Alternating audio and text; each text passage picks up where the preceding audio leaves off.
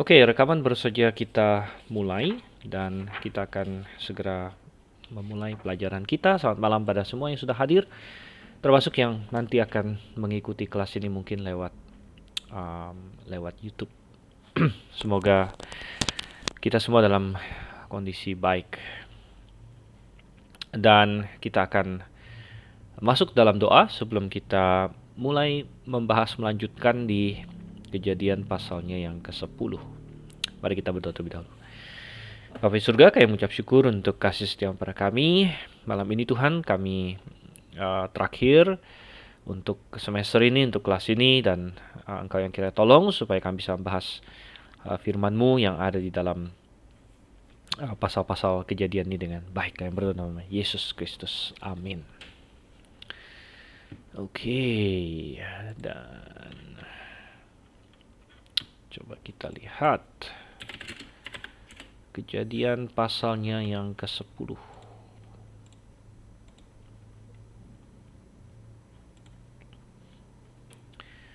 Baik, dan Kejadian pasal 10 ini ada julukannya. Ya, julukannya adalah Table of Nations. Ini pasal Table of Nations atau kalau kita terjemahkan ke bahasa Indonesia adalah daftar bangsa-bangsa. Ya, Table of Nations, daftar bangsa-bangsa. Karena dimulai dengan ayat 1, inilah keturunan Sem, Ham, dan Yafet, anak-anak Nuh, katanya sini. Dan kita masih ingat di pasal 9, kita diberitahu bahwa Nuh punya 3 orang anak, dan dia hanya punya 3 orang anak, jadi dia tidak punya anak tambahan lagi setelah dia keluar dari air bah. Dan kita tidak tahu mengapa demikian. Kita tidak tahu ya kenapa dia tidak menambah anak lagi. Apakah ya karena dia berumur 600 tahun waktu dia keluar dari air bah, atau 601 tepatnya. Dan tapi kita tidak tahu umur istrinya. Kita tidak tahu umur istrinya waktu keluar dari bahtera, karena kita tidak dikasih tahu umur istrinya. Nuh sendiri masih hidup 300-an tahun lagi, dan total umur Nuh adalah 950 tahun. Ya, jadi Nuh hidupnya masih panjang setelah air bah, tapi dia tidak punya anak lagi. Apakah itu karena istrinya sudah tidak subur lagi, sudah menopause misalnya? Dan kita tahu bahwa perempuan biasanya menopause dalam umur yang jauh lebih cepat daripada seorang laki-laki kehilangan fertilitasnya. Ya, itu kita tahu ya. Walaupun memang kalau kita bandingkan dengan zaman sekarang pun, seorang laki-laki bisa subur terus, ya, spermanya ada terus walaupun berkurang sesuai dengan berkembangnya umur, ya. Tapi secara teoritis seorang laki-laki masih bisa punya anak ya, sampai dengan umur yang lanjut ya, 80-90 tahun. Tapi seorang perempuan misalnya dia akan setelah menopause dia tidak bisa punya anak lagi tentunya. Dan kalau kita tarik misalnya usia Nuh kan sampai 900-an. Nah, kalau kita hari ini manusia yang dianggap sudah tua itu 90-an. Ya, 90-an. Nah, kalau misalnya jadi kayak 1:10 gitu ya. Nah, kalau misalnya 900-annya Nuh itu seperti 90-annya kita, jadi waktu Nuh keluar dari bahtera itu 600, itu sekitar 60-annya kita, itu dalam segi misalnya kekuatan fisik dan lain sebagainya. Nah, kalau kita asumsikan bahwa istrinya itu ya mungkin beda nggak jauh dari dia, mungkin istrinya 500-an, katakanlah, ini kita sama sekali nggak tahu ya, bisa jadi kita nggak tahu sama sekali, ini hanya andai-andai saja. Itu misalnya istrinya tidak beda jauh dari dia, misalnya 500-an, berarti katakanlah misalnya sepadan dengan wanita 50-an hari ini, itu berarti memang bisa jadi sudah menopause gitu. Jadi ada kemungkinan bahwa istrinya Nuh tidak lagi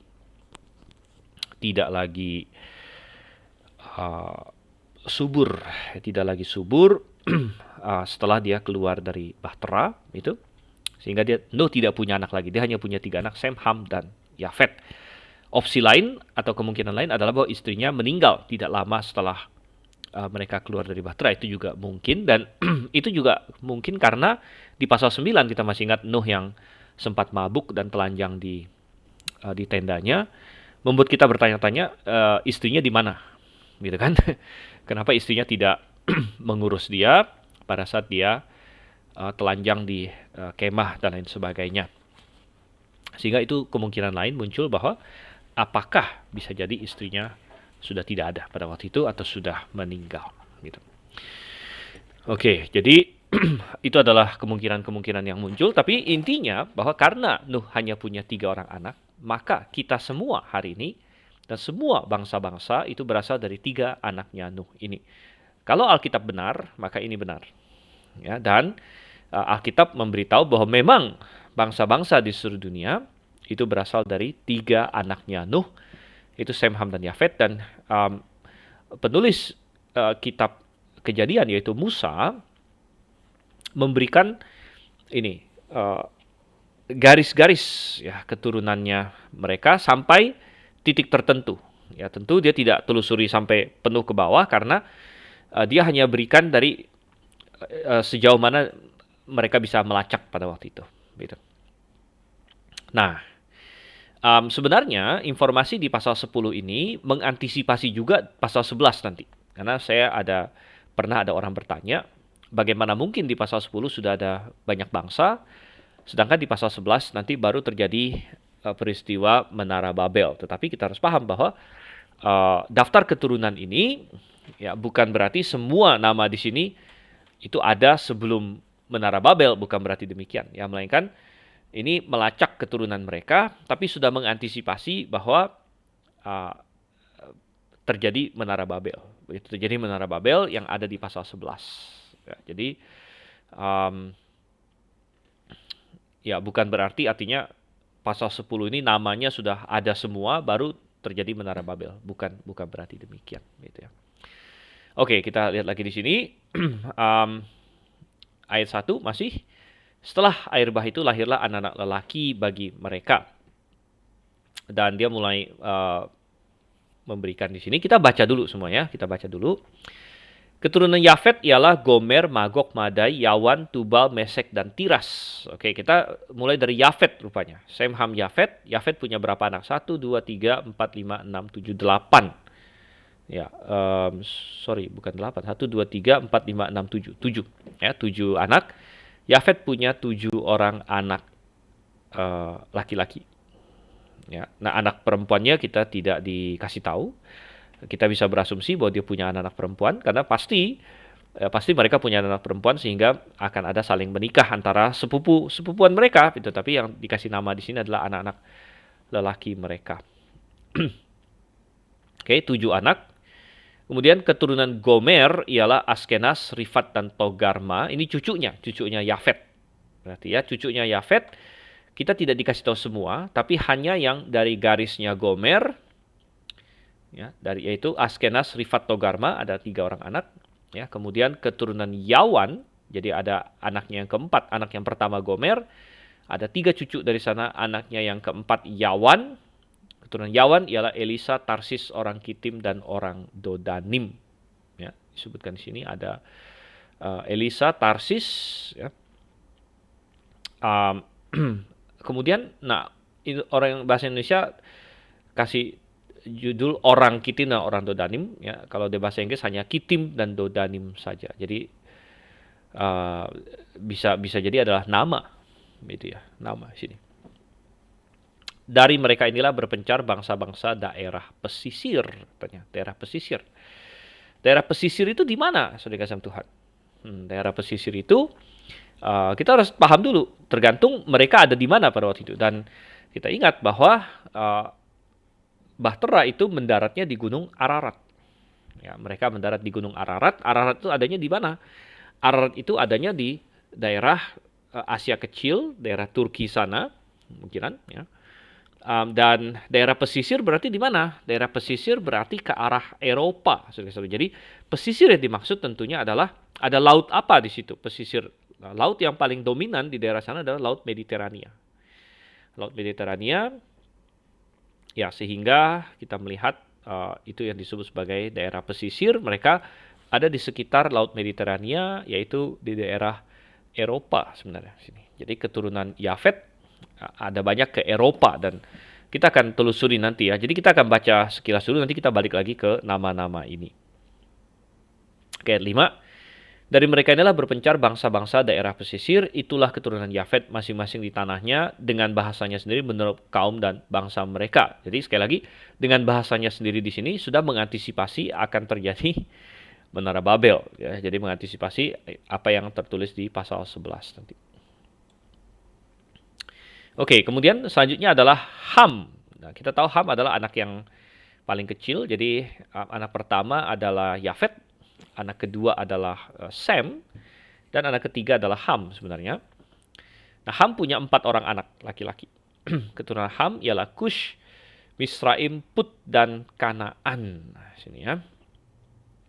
Kush, Misraim, Put, dan Kanaan. Oke.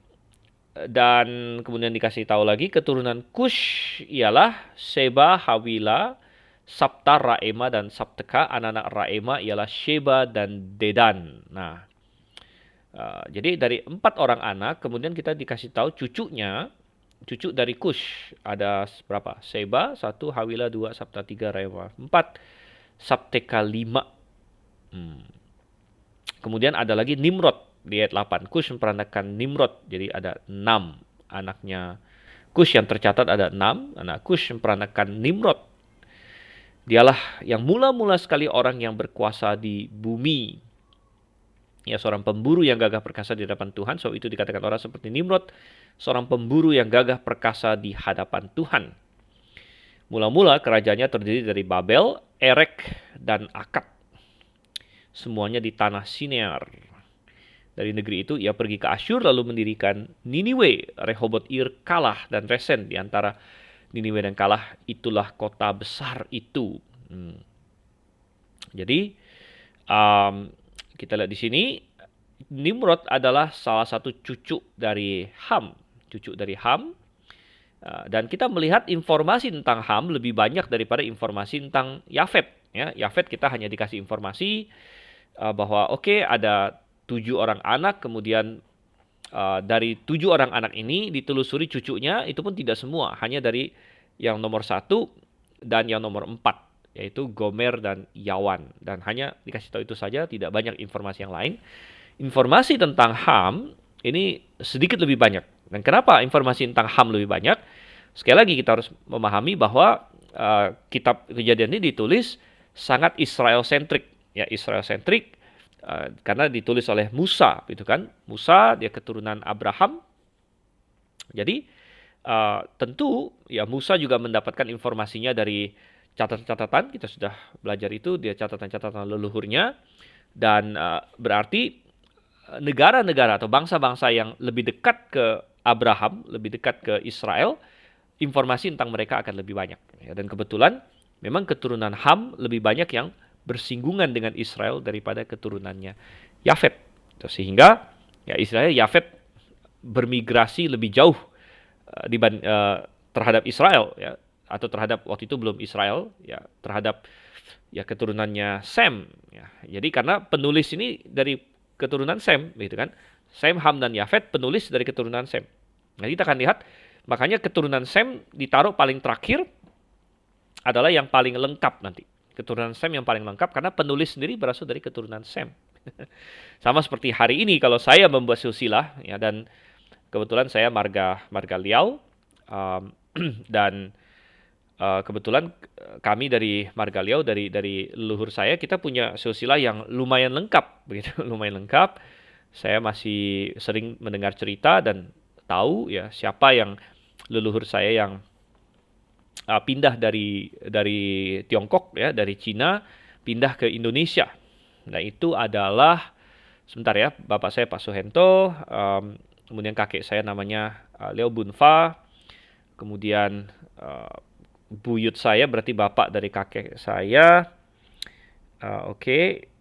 Itu adalah anak kelimanya, gitu ya. Kemudian, nah, di atas dia lagi,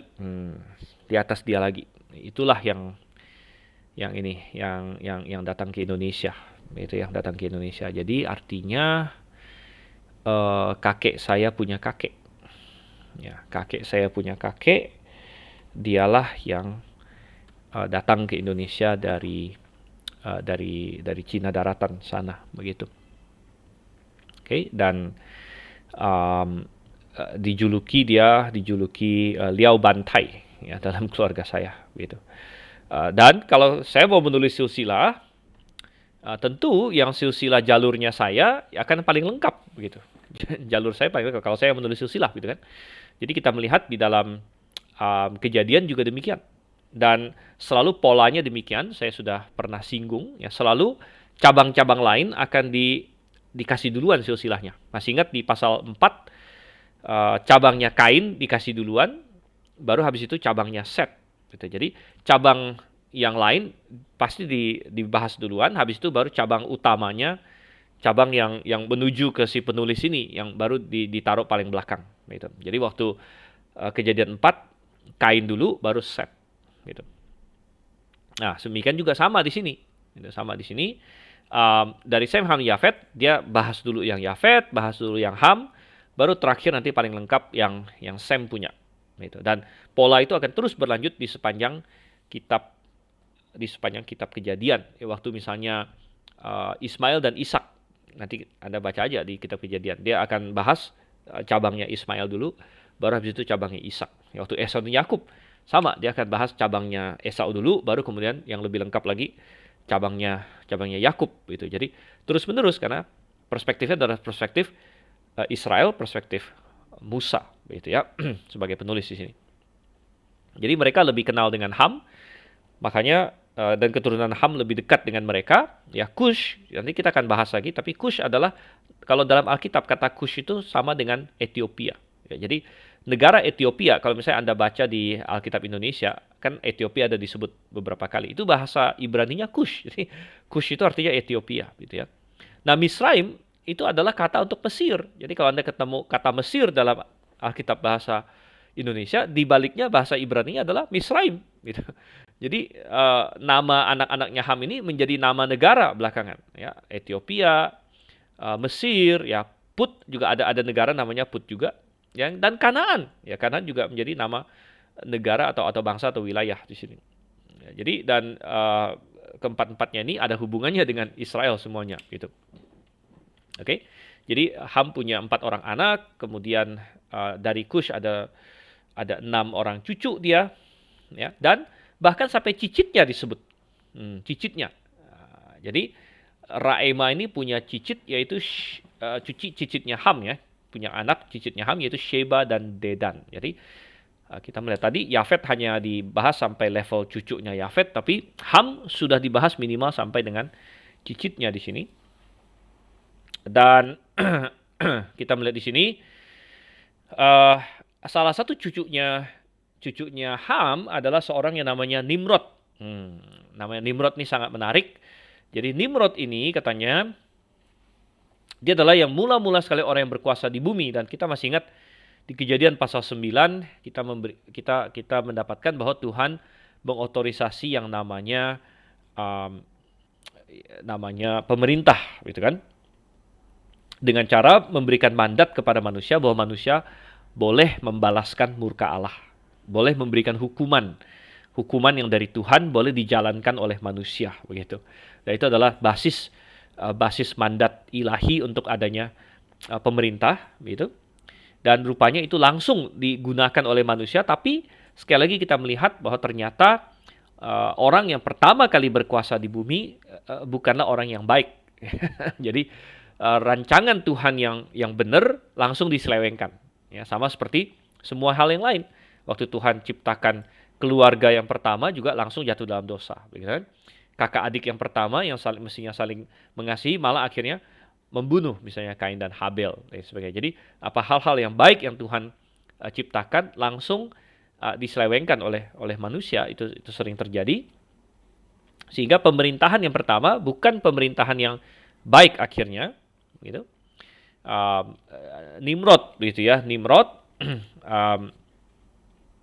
dikatakan dia seorang pemburu yang gagah perkasa di hadapan Tuhan. Nah, ada banyak orang, maksudnya apa dia seorang pemburu yang gagah perkasa di hadapan Tuhan? Ya, eh, kemungkinan ini menggambarkan kenapa dia bisa menjadi penguasa. Ya, menggambarkan kenapa dia bisa jadi penguasa, yaitu karena dia punya kemampuan berburu yang hebat. Ya, dia punya kemampuan berburu yang hebat, dan kita ingat ini setelah keluar dari air bah, eh, segala kebudayaan yang sebelum air bah kan sudah hancur total. Ya, Anda bisa membayangkan kehidupan menjadi sulit. Ya, yang nomor satu dalam satu masyarakat yang primitif, karena mereka harus dianggap primitif waktu itu, walaupun sebenarnya mereka pinter, ya bukan bodoh, ya, tapi primitif dalam pengertian, ya apa yang bisa mereka bawa dari kebudayaan sebelumnya. Kalau misalnya hari ini ada 8 orang, kita semua dunia binasa tinggal 8 orang, kita balik jadi primitif lagi. Semua teknologi komputer segala macam udah hilang semua, saudara.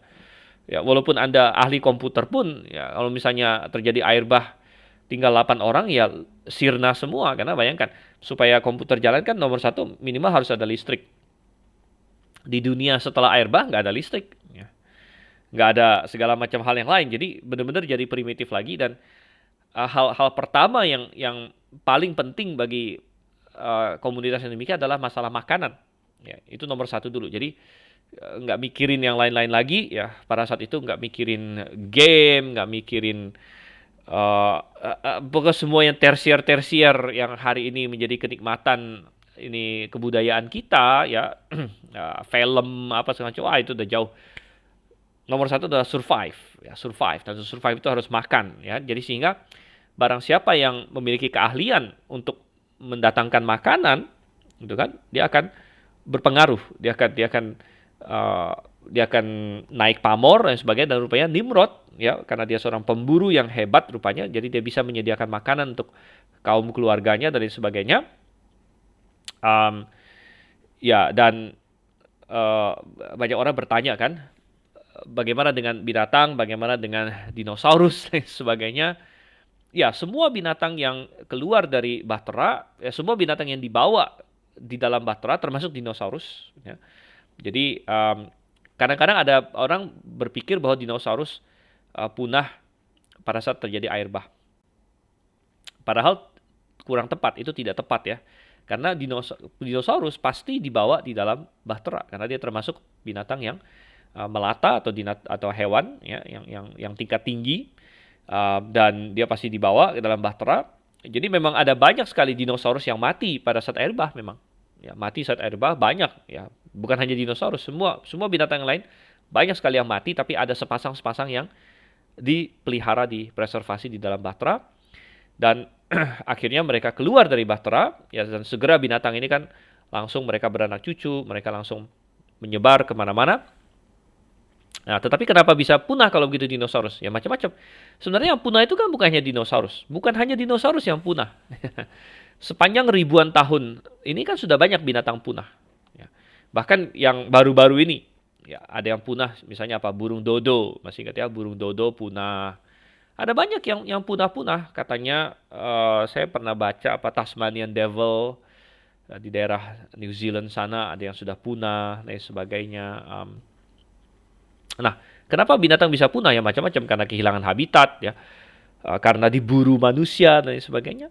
Ya, dan bisa jadi ya Nimrod sebagai pemburu yang gagah perkasa, dia bukan hanya menyediakan makanan, tapi bisa juga melindungi, ya, melindungi manusia dari binatang buas. Jadi dia bisa berburu binatang-binatang yang berbahaya. Ya, mungkin sebagian binatang seperti kalau yang kita lihat di fosil-fosil ada yang namanya saber-tooth tiger. Mungkin tahu ya, saber-tooth tiger itu kan kayak macan yang giginya gede banget itu. Ya, mungkin itu salah satu yang diburu manusia pada waktu itu, atau dinosaurus-dinosaurus tertentu yang dianggap berbahaya diburu sampai punah akhirnya. Tapi intinya Nimrod sangat berjasa, ya. Dan pada waktu itu manusia mungkin tidak banyak berpikir mau melestarikan binatang, gitu. Ya nggak seperti sekarang. Ya kalau sekarang manusia sudah saking apa ya, saking enaknya, saking makmurnya manusia. Ya.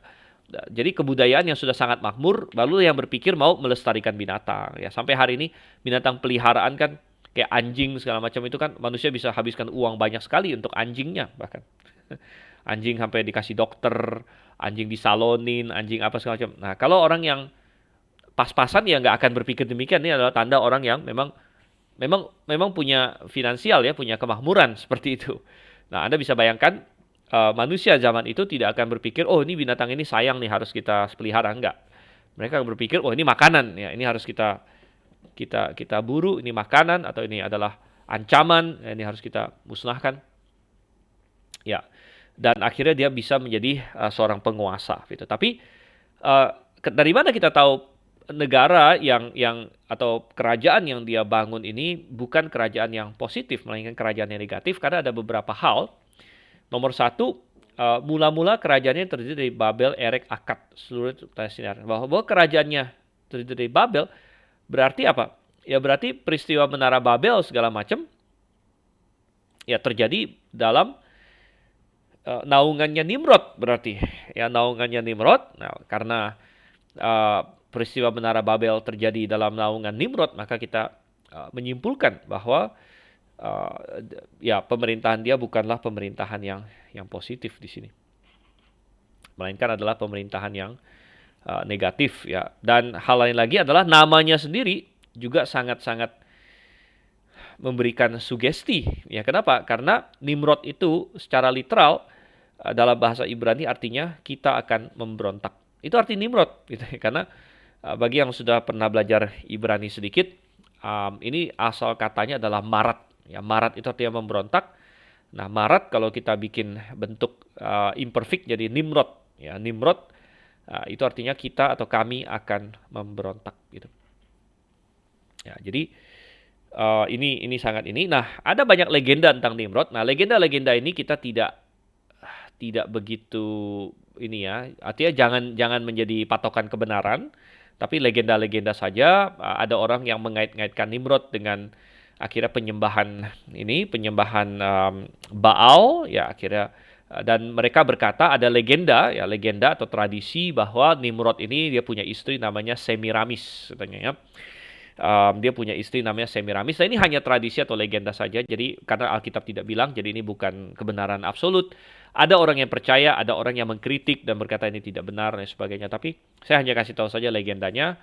Legendanya atau tradisinya adalah bahwa Nimrod ini punya istri namanya Semiramis, dan mereka berdua akhirnya memulai penyembahan palsu, ya, memulai penyembahan palsu. Dan menurut legenda lagi, Nimrod ini akhirnya dia mencoba membuat semua orang ini menyimpang dari penyembahan kepada Tuhan.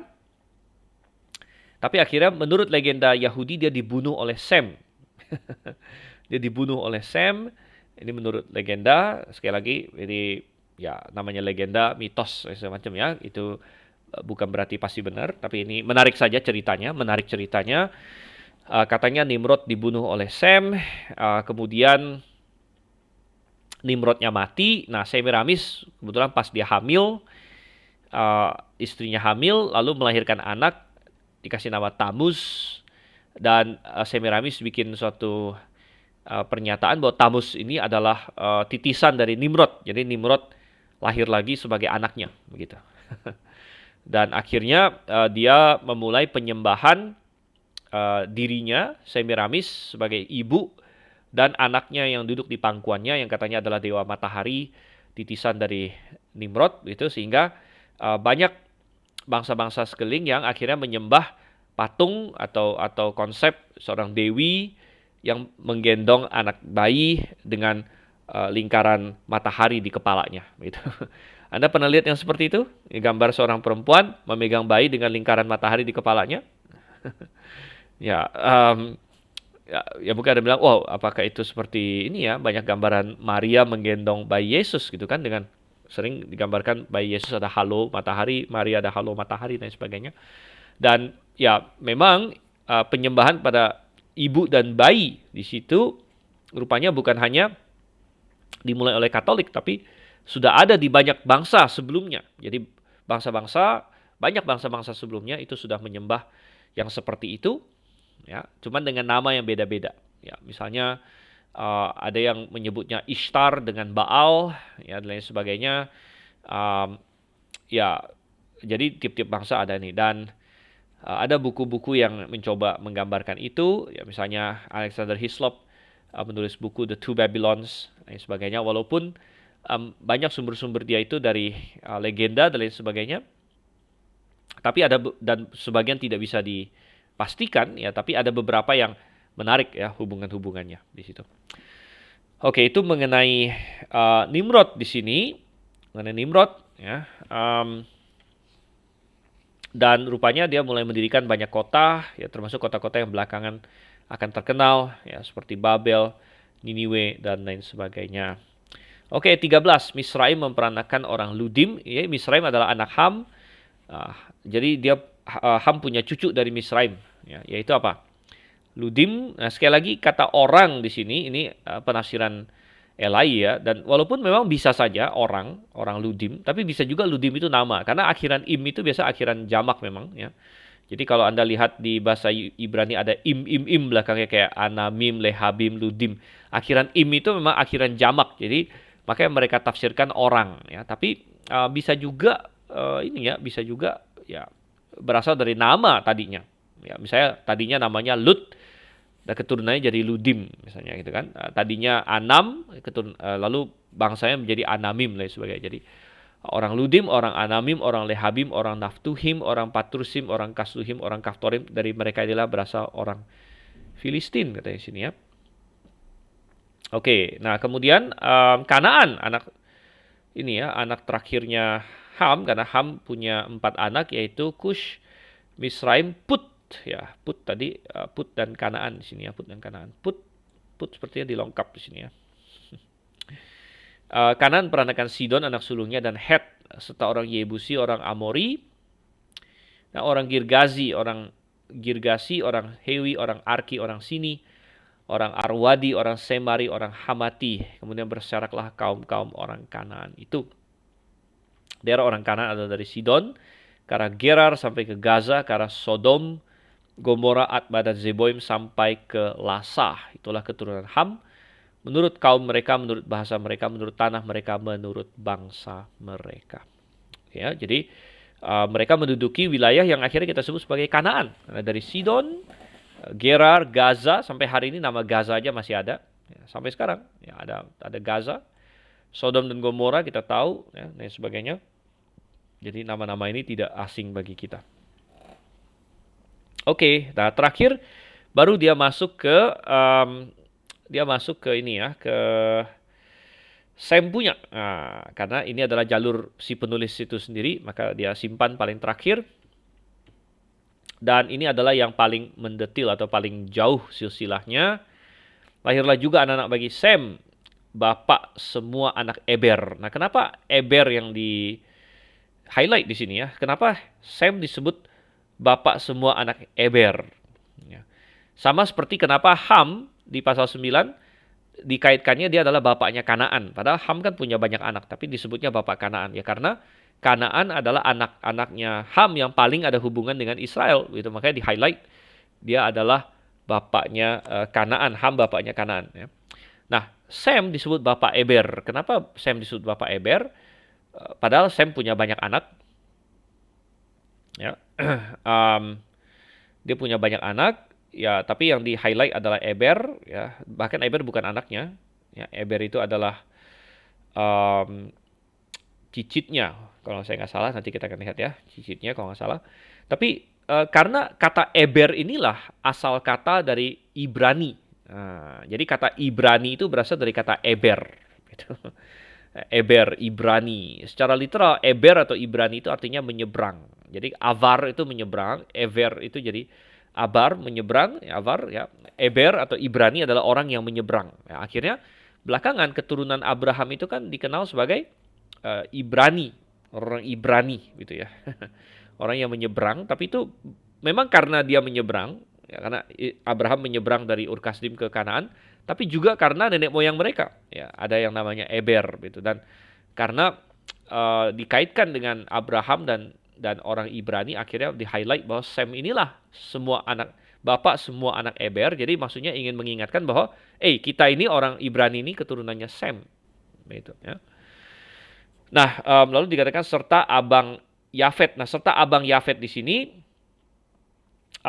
sebenarnya jadi kalau di Alkitab Bahasa Indonesia seolah-olah mengajarkan Sem itu adalah abangnya Yafet. Tapi kita sudah pernah bahas bahwa itu tidak benar ya. Yafet yang lebih tua sebenarnya. Jadi kalau dalam KJV diterjemahkan unto Shem also the father of all the children of Eber, the brother of Japheth the elder. Jadi Japheth adalah si abang. Gitu ya. Ya. Jadi memang dalam teks Ibrani-nya juga lebih mendukung begitu. Dikatakan Leshem Yulat, dan bagi Sem lahirlah juga ini ya, lahirlah juga anak-anak maksudnya. Ya, dia adalah bapaknya semua Avi Kol Benei Ever ya, semua anak. Dia adalah saudara dari Yafet. Ya, saudara dari Yafet yang besar itu. Nah, Yafet yang besar itu katanya sini ya. Jadi ya itu adalah ini Yafet the elder, dan memang lebih cocok begitu karena nanti kita akan lihat bahwa Sem tidak mungkin yang paling besar. Sem tidak mungkin yang paling besar ya. Oke. Kita lihat di sini keturunan Sem ialah Elam, Asyur, Arpaksad, Lut, dan Aram. Jadi Sem punya 5 orang anak laki-laki yang tercatat. Jadi kalau sekali lagi anak perempuan mereka kita tidak tahu sama sekali ya. Ya, kita hanya dikasih tahu anak laki-laki mereka. Jadi berdasarkan anak laki-laki yang paling banyak anak adalah Yafet 7 orang. Kedua adalah Sem 5 orang, dan terakhir adalah Ham, dia punya 4 orang anak di sini. Yang laki-laki. Oke, dan kita lihat lagi di sini ya, keturunan Sem ialah Elam, Asyur, Arpaksad, Lut, dan Aram. Lalu cucunya, dan ya keturunan Aram ialah Ush, Hul, Geter, dan Mas. Oke, itu Aram.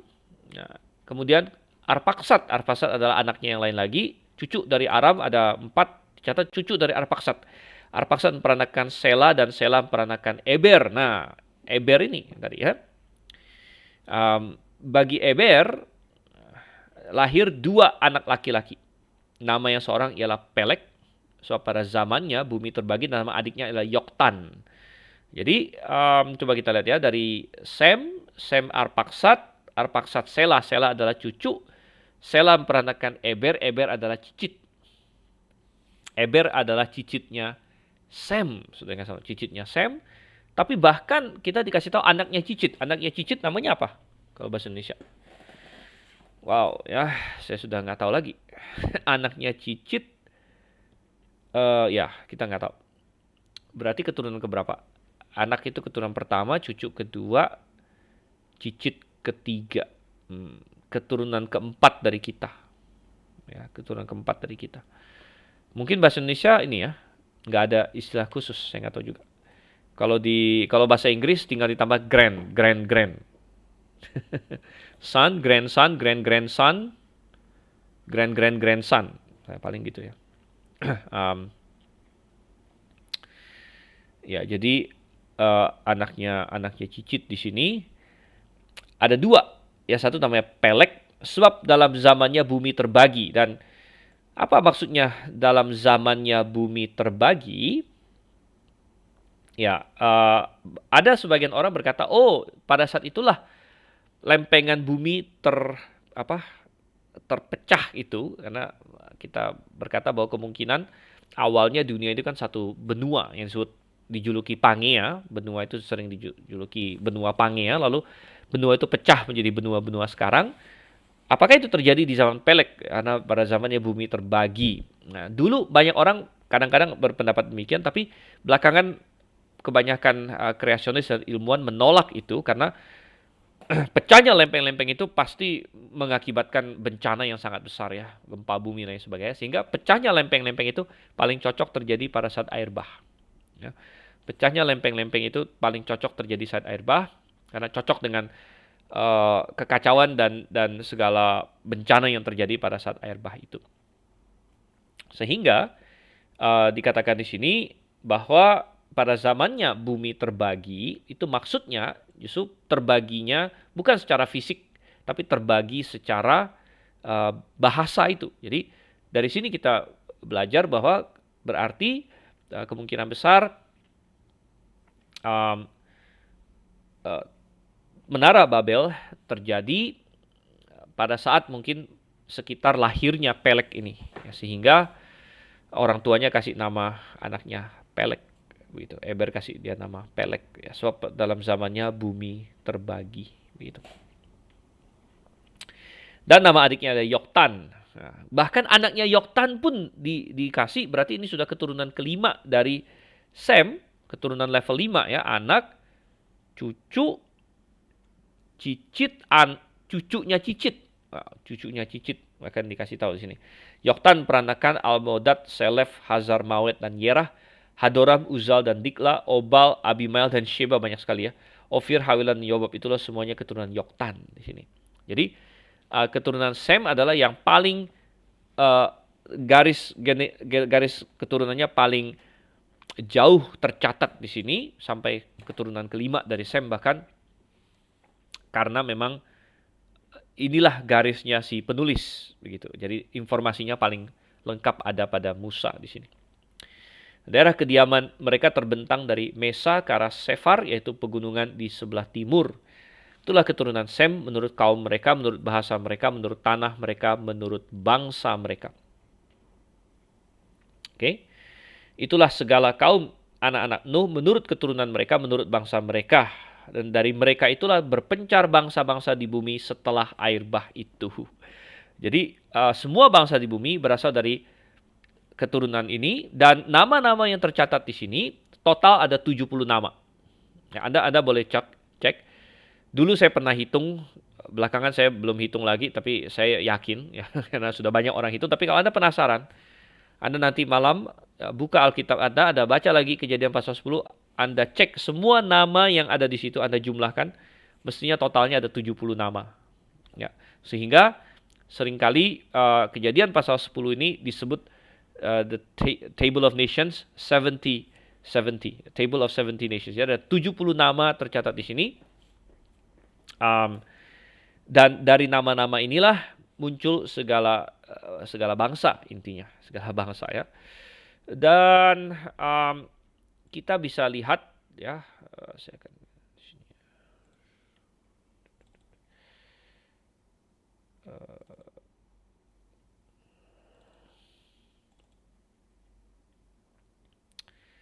Oke, dan saya ada beberapa ini yang lebih enak dilihat yang mana ya? Oke, mungkin yang ini yang lebih enak dilihat nih. Oke lah, ya. Ya, ini kita bisa melihat di sini secara grafis ya, bisa kita lihat walaupun dia pakai bahasa Inggris, jadi beberapa namanya versi Inggrisnya,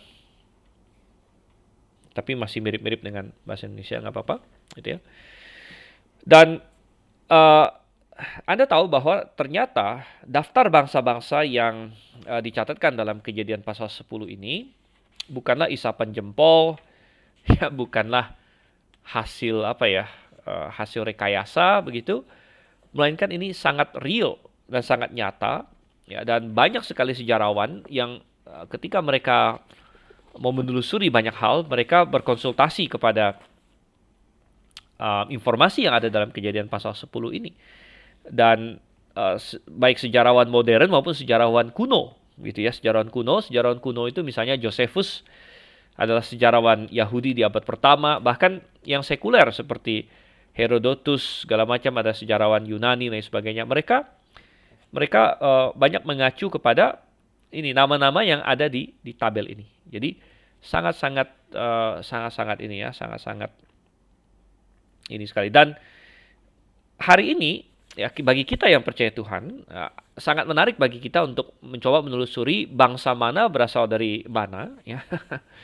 Dan sangat menarik juga bagi kita masing-masing untuk tahu kita ini sebenarnya dari jalur yang mana, gitu.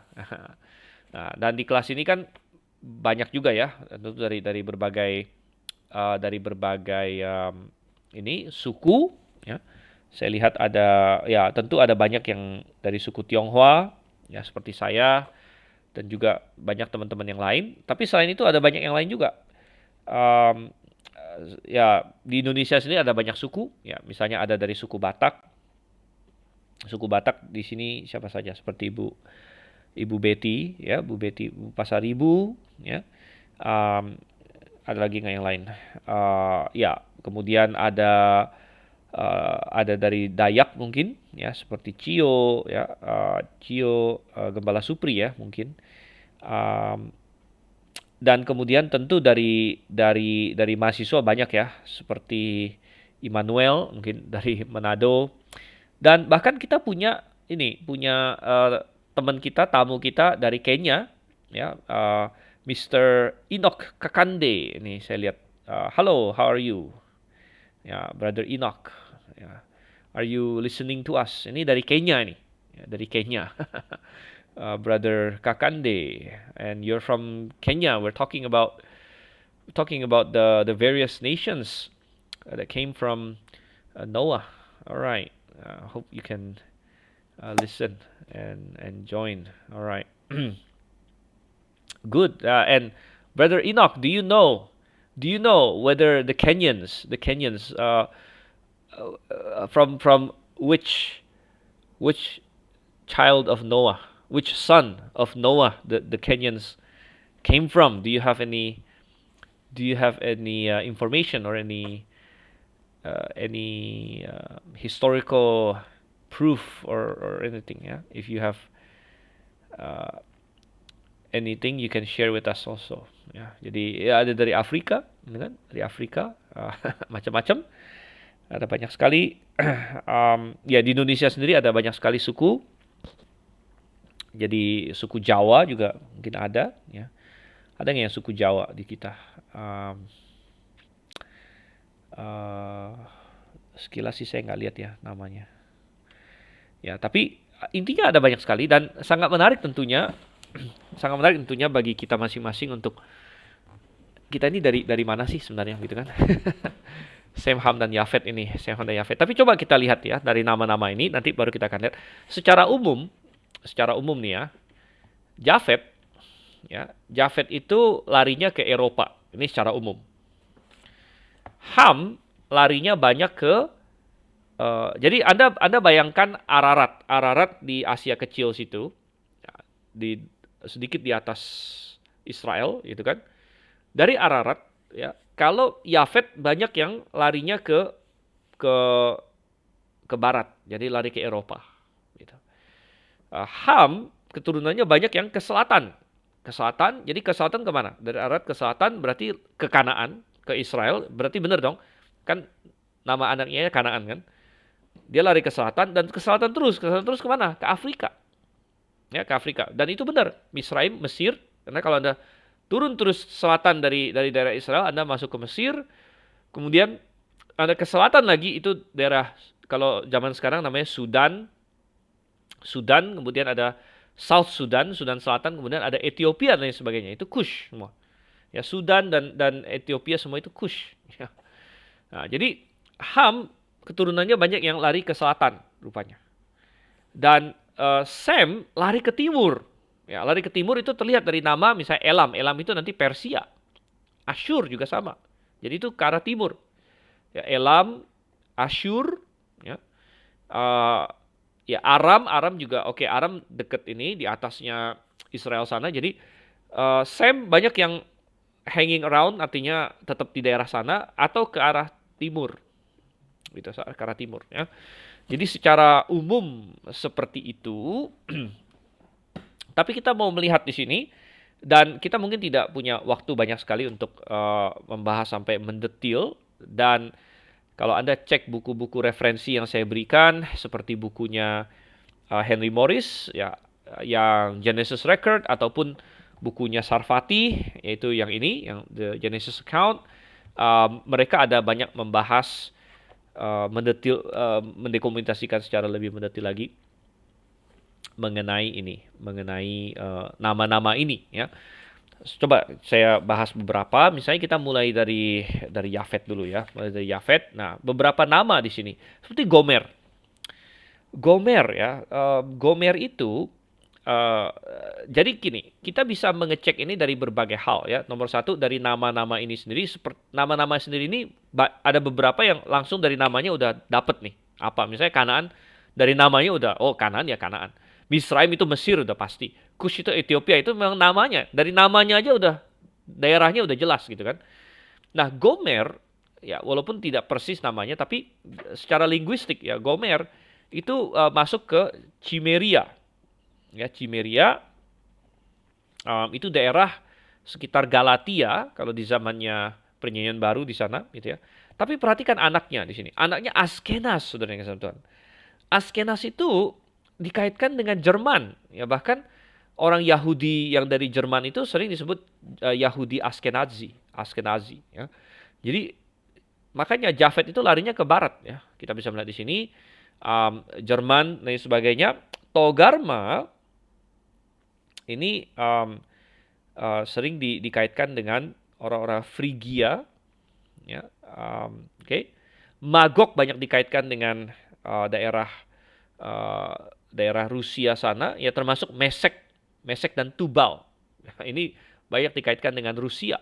Jadi kembali ke Eropa ya, Eropa Tubal jadi banyak dikaitkan, bahkan ada kota-kota Rusia yang secara linguistik sepertinya ada hubungan dengan Tubal dan Mesek ya. Mesek berkaitan dengan Moskow, bahkan Moskwa. Mesek ya. Tubal, Tobolsk, Javan ini adalah Yunani sebenarnya. Ya, ini jelas sekali. Javan ini adalah Yunani.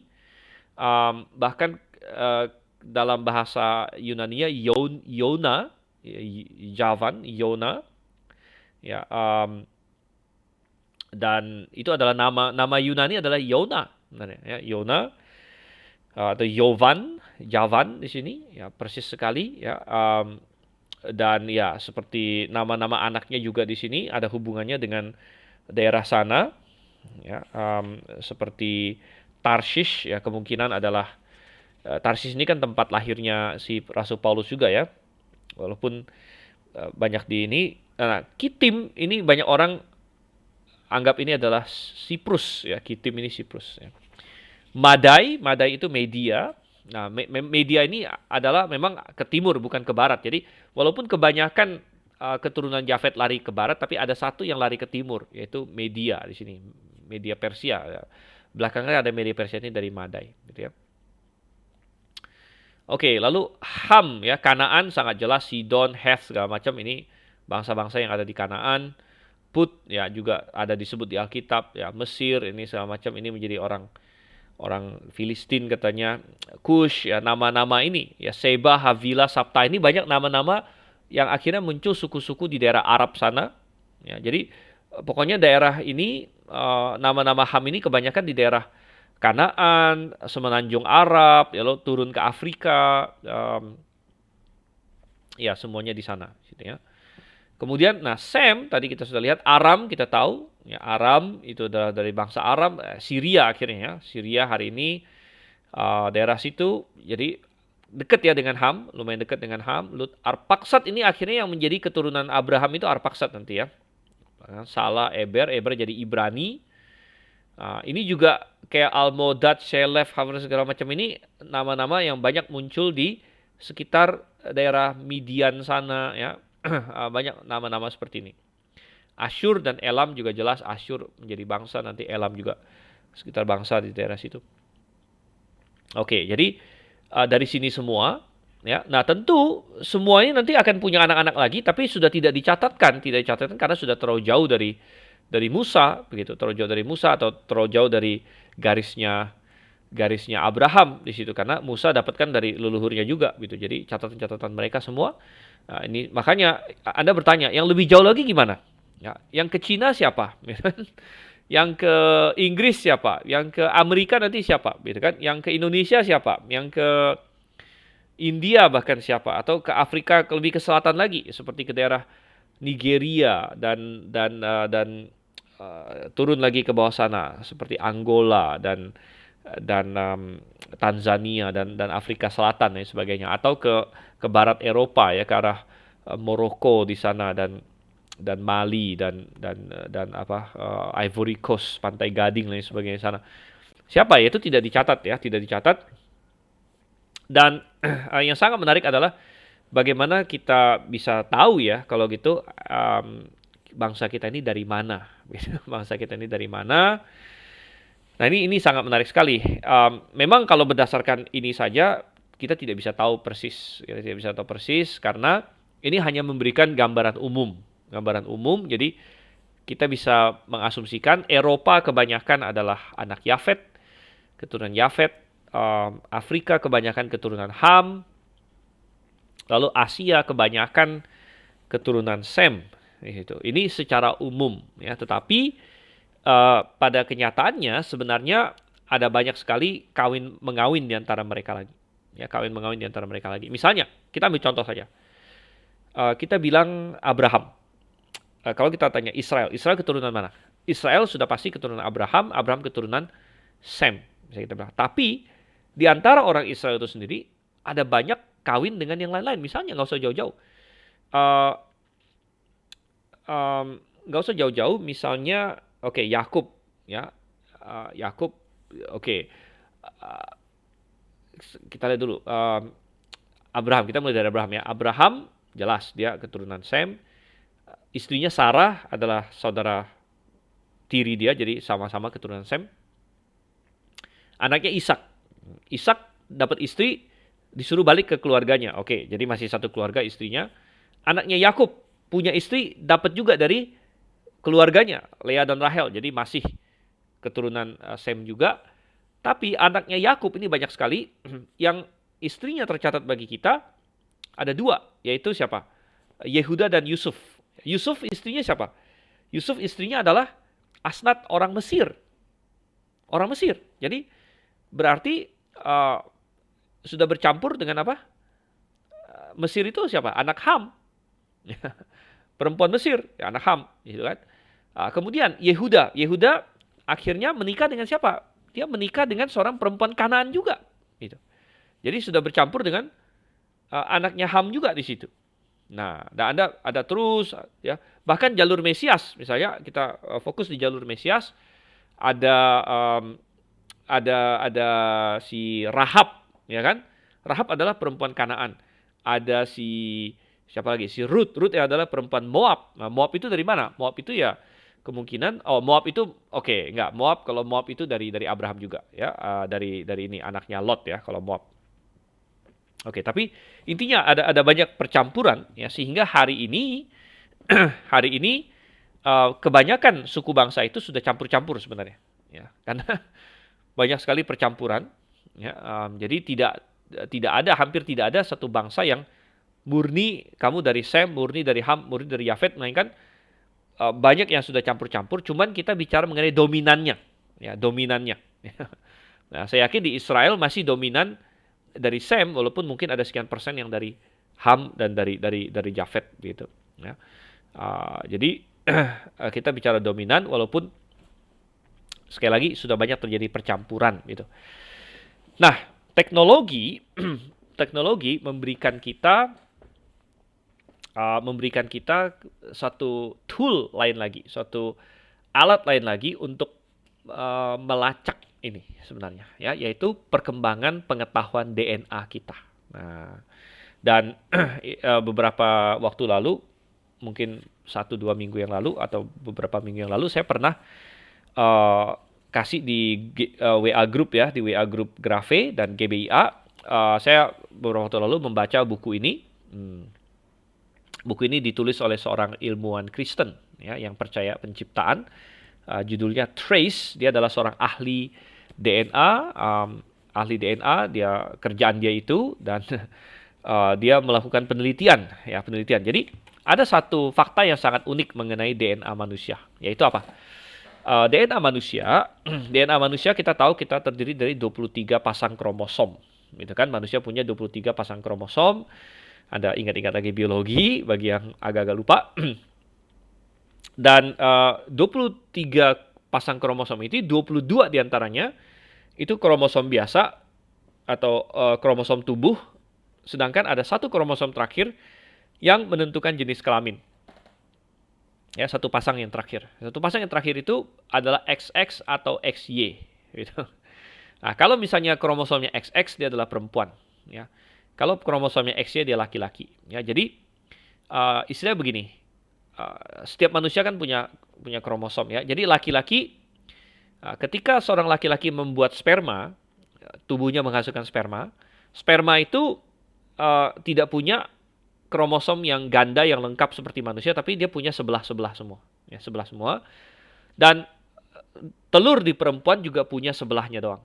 Jadi ketika sperma ketemu telur menjadi manusia baru, itu adalah kombinasi dari gen ayahnya dengan kombinasi dengan gen ibunya, gitu. Nah, tetapi untuk laki-laki semua spermanya itu setengahnya dia. Jadi ada sebagian sperma yang dia ngambil, karena laki-laki kan XY. Maka kalau dibagi dua, ada yang X, ada yang Y, gitu kan. Maka spermanya adalah sebagian sperma X, sebagian sperma Y, begitu. Ya. Dan sampai hari ini masih banyak orang tanya saya, dulu juga sering penginjil-penginjil, gembala-gembala tanya saya, apa rahasianya kalau mau punya anak laki, apa rahasianya kalau mau punya anak cewek, dan sebagainya. Dan kalau orang kan banyak ini, banyak apa ya, banyak mitos-mitos lah istilahnya. Wow, kalau misalnya bapaknya banyak makan daging atau mamanya banyak makan daging, nanti anaknya apa gitu. Kalau lalu macam-macam lah, bahkan sampai hari berhubungan badannya harus hari apa. Itu semua tahayul, ya. Itu semua tahayul. Intinya seorang anak yang dikandung itu bisa laki atau perempuan adalah tergantung sperma yang membuahi itu, sperma yang membawa kromosom X atau sperma yang membawa kromosom Y, begitu. Nah, tapi yang menarik adalah begini. Yang menarik adalah setiap anak laki-laki berarti mewarisi kromosom Y bapaknya. Semua nih, ya, semua anak laki-laki mewarisi kromosom Y bapaknya dan seharusnya punya kromosom Y yang persis sama dengan bapaknya. Ya, persis sama dengan bapaknya. Kromosom Y kita adalah kromosom yang persis sama dengan bapak kita. Gitu. Kalau kromosom X kita enggak, ya. Karena kromosom X kita itu berarti berasal dari ini, ya. Kalau misalnya Anda perempuan, Anda punya satu kromosom X dari bapak, satu kromosom X dari ibu. Nah, kalau kamu laki-laki, kamu punya kromosom X dari ibu, kromosom Y dari bapak. Tapi gini, kromosom X yang dari ibu itu, ibu kita punya 2 kromosom X. Jadi kita bisa dapat dari yang satu ini atau dari yang satu ini. Jadi susah ditebak gitu. Tetapi kalau kromosom Y kita, bagi yang laki-laki, itu sudah pasti dari bapak. Ya, sudah pasti dari bapak. Dan persis sama mestinya. Kromosom Y kita itu persis sama dengan kromosom Y bapak kita. Jadi dengan demikian, mestinya karena semua manusia di dunia ini, semua berasal dari satu bapak, yaitu dalam kasus ini Nuh, ya kita nggak usah balik ke Adam, ya. Kita sampai ke Nuh aja, ya. Karena ya sebenarnya dari Adam juga, tapi karena sudah ada bottleneck di Nuh, kita sampai ke Nuh saja. Karena kita semua punya satu bapak leluhur yaitu Nuh, maka mestinya semua kromosom Y, semua manusia di muka bumi itu sama persis, mestinya. Karena kita berasal dari satu bapak. Gitu. Dan memang demikian, tetapi tidak demikian adalah karena kita hidup di dunia yang sudah jatuh dalam dosa, sehingga pada waktu kromosom manusia itu dikopi, ya, jadi waktu tubuh membuat sperma, dia kan mengopi itu, dia kopi, ya, dia salin kromosomnya. Itu karena kita hidup di dunia yang jatuh dalam dosa, bisa terjadi salah salin sedikit gitu. Jadi kromosom itu anggap aja kayak buku. Kromosom itu kayak instruksi, buku manual instruksi nih. Ya. DNA instruksi bagi tubuh kita. Jadi setiap kali ini dia disalin. Nah, tubuh kita itu sangat hebat. Dia punya mekanisme untuk memperbaiki kesalahan dan sebagainya. Tapi kadang-kadang ada yang lewat. Jadi ada kesalahan-kesalahan salin yang lewat. Ya. Itu seperti satu buku nanti ada salah huruf berapa di mana begitu. Nah, jadi dari satu bapak ke anak pasti ada salah salin sedikit beberapa huruf. Nanti dari anaknya turun ke anaknya ada salah salin lagi beberapa huruf dan sebagainya. Nah, tetapi dari sini kita bisa belajar. Maksudnya gini loh. Waktu misalnya Nuh ini dia melahirkan Sem, dari kromosomnya Nuh ke kromosomnya Sem ada kesalahan beberapa. Dari Nuh ke kromosomnya Yafet ada kesalahan beberapa, gitu. Yang berbeda dengan kesalahannya Sem, gitu kan? Kemudian dari Nuh ke Ham, kromosom Y-nya ada beberapa kesalahan juga yang berbeda lagi dengan kesalahannya si Sem dan si Yafet nih. Nah, lalu dari Sem turun ke anaknya ada tambah beberapa kesalahan lagi plus kesalahan yang unik pada Sem gitu. Kesalahan yang unik pada Sem dia teruskan plus dia tambah lagi beberapa kesalahan dikit lagi gitu kepada anaknya. Demikian juga dengan Yafet, waktu dia menurunkan anak, kromosom Y anaknya menurunkan kesalahan yang unik pada Yafet dan menambah lagi beberapa kesalahan. Ya, demikian juga dengan Ham. Jadi artinya setiap generasi menambahkan kesalahan yang unik gitu. Anggap aja kromosom itu tadi saya katakan ibarat buku instruksi manual yang tebel gitu kan, dan setiap kali ada yang copy salah beberapa huruf. Salah beberapa huruf gitu kan. Nah, tetapi misalnya saya awalnya copy jadi 3 eksemplar. Saya suruh copy 1, nah dia ada salah beberapa, copy kedua salah beberapa yang beda lagi salahnya karena kan pengkopiannya beda gitu kan. Copy yang ketiga ada salah beberapa lagi yang tempatnya berbeda lagi. Tapi kemudian dari copy yang pertama ini yang ada beberapa salah ini saya copy lagi gitu. Jadi cucu kopinya. Dan cucu kopinya pasti kesalahan yang tadinya ada itu diteruskan gitu karena tetapi ditambah lagi beberapa kesalahan yang unik lagi gitu. Nah, jadi sekarang para ilmuwan, jadi itu adalah ini inti dari buku ini. Inti dari buku ini dia adalah seorang ahli DNA dan dia bisa sekarang berdasarkan penelitian kromosom-kromosom Y di seluruh dunia ya. Jadi tentu kita tidak punya data yang begitu besar. Jadi baru bersifat sampel ya, di sampel-sampel segala macam kita bisa menarik kesimpulan ya bahwa oh ternyata ya orang-orang ini nenek moyangnya satu karena mereka semua punya kesalahan unik yang sama misalnya gitu. Mereka punya kesalahan unik yang sama, oh berarti ini uh, larinya ke ini nenek moyangnya satu ini gitu. Nah, dan ini adalah garis bapak, garis patrilineal. Jadi tidak peduli mama kamu siapa, yang penting kalau bapak kamu ini, nah kamu masuk ke garis ini karena kita bicara kromosom Y berarti dari bapak semua gitu. Dari bapak semua ya. Jadi uh, berdasarkan itu ya, berdasarkan itu dan beberapa minggu lalu saya sudah berikan ininya. Saya sudah berikan summary-nya ya. Tapi kalau Anda sangat tertarik, Anda ingin baca sendiri ya, dia bikin dalam bentuk yang lumayan menarik ya, kayak semacam detektif yang ini ya mencari tahu gimana-gimana, tapi dia akhirnya dia berikan ya, dan saya sudah kasih waktu itu. Coba saya cari lagi dapatnya di mana ini. Saya cari ya. Wah susah ini, kayaknya udah jauh ya. Udah berapa minggu yang lalu saya foto itu.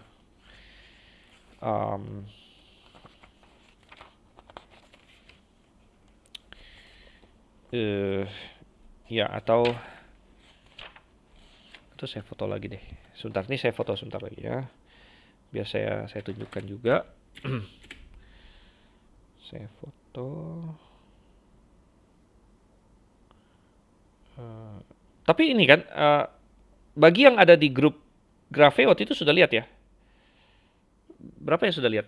Ini yang ada di grup Graphe itu kan saya ada ini. Ada foto kan waktu itu.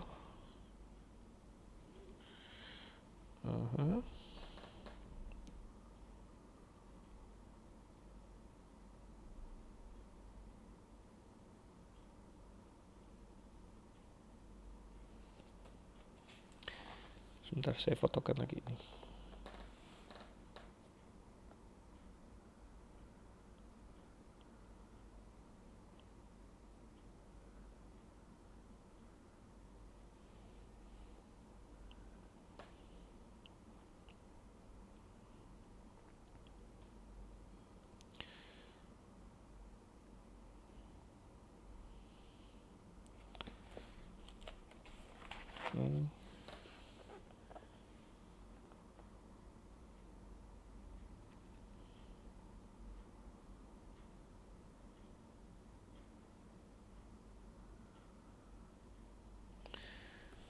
Oke, um,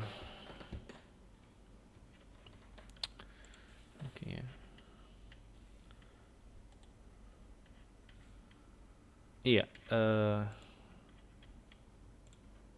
ini kayak saya hanya bisa nih, saya kasih lihat di ini.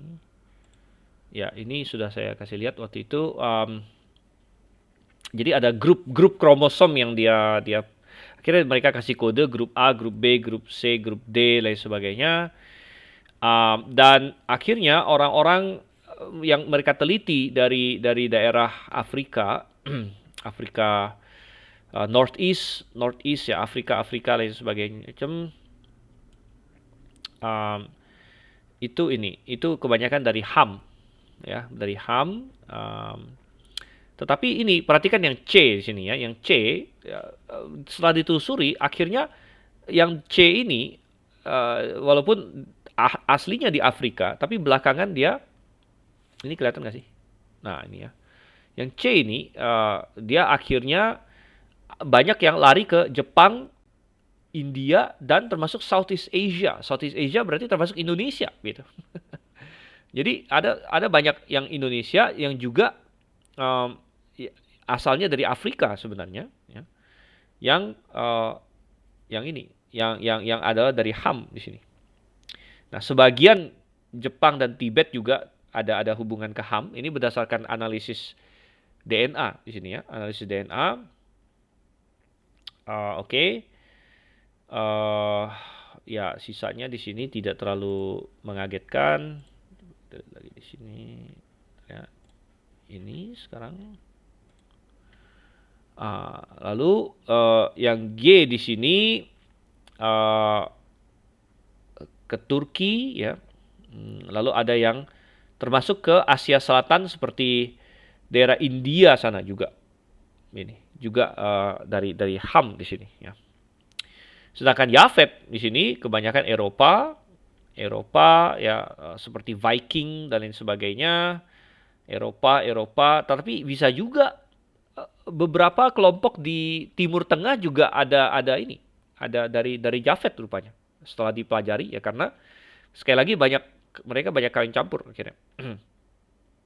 Bahkan banyak yang Arab itu dari Yafet bahkan. Gitu ya, Arab ya di sini ya. Persia kemungkinan dan sebagainya.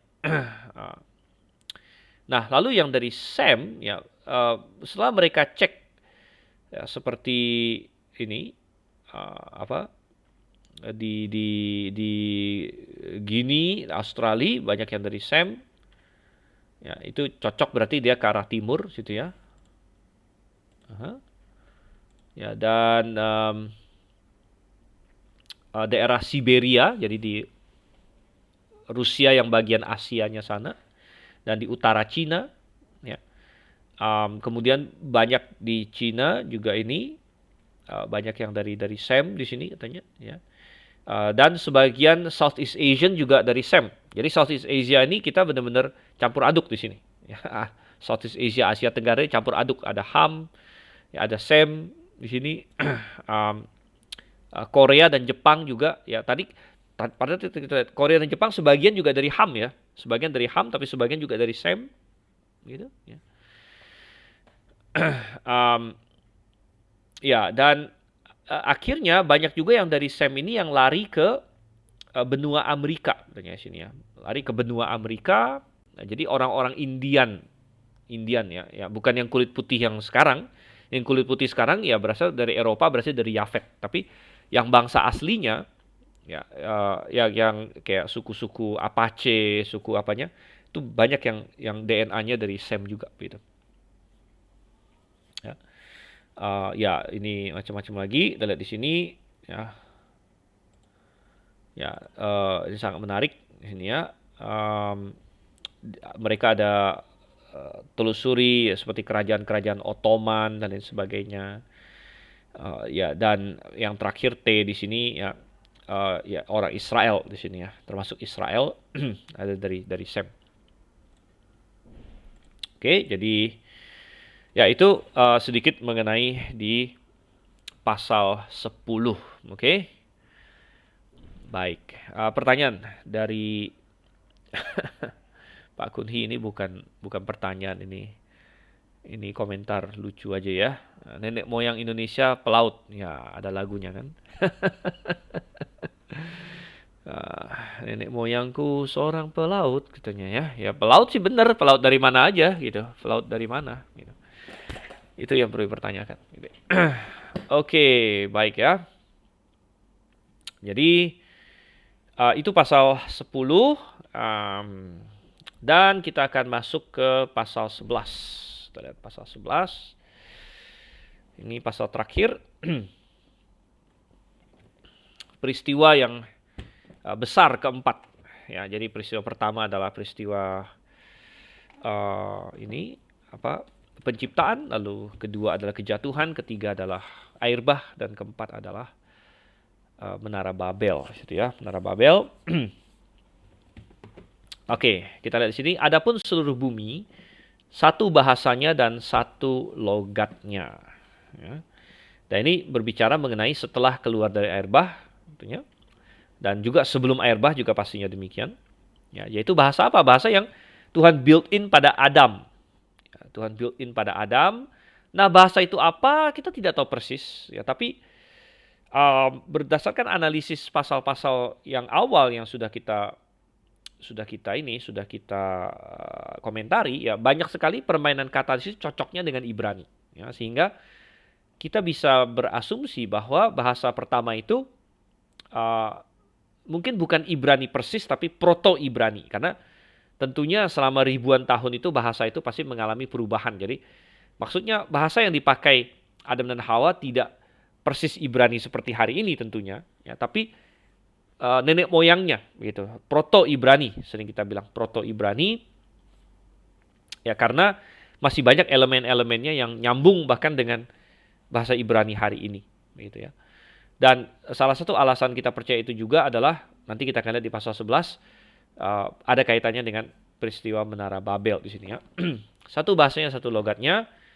Maka berangkatlah mereka ke sebelah timur. Timur di sini berarti dari mendaratnya mereka di Gunung Ararat atau dari keluarnya air bah ke timur dan ya ke timur, ke timur dan menjumpai tanah datar di tanah Sinear. Dan tanah Sinear ini akhirnya banyak dikaitkan dengan daerah Babel sana. Ya, daerah Babel sana, bahkan kalau Anda lihat di ini ya, coba kita cari Sinear, itu ada muncul di Daniel juga.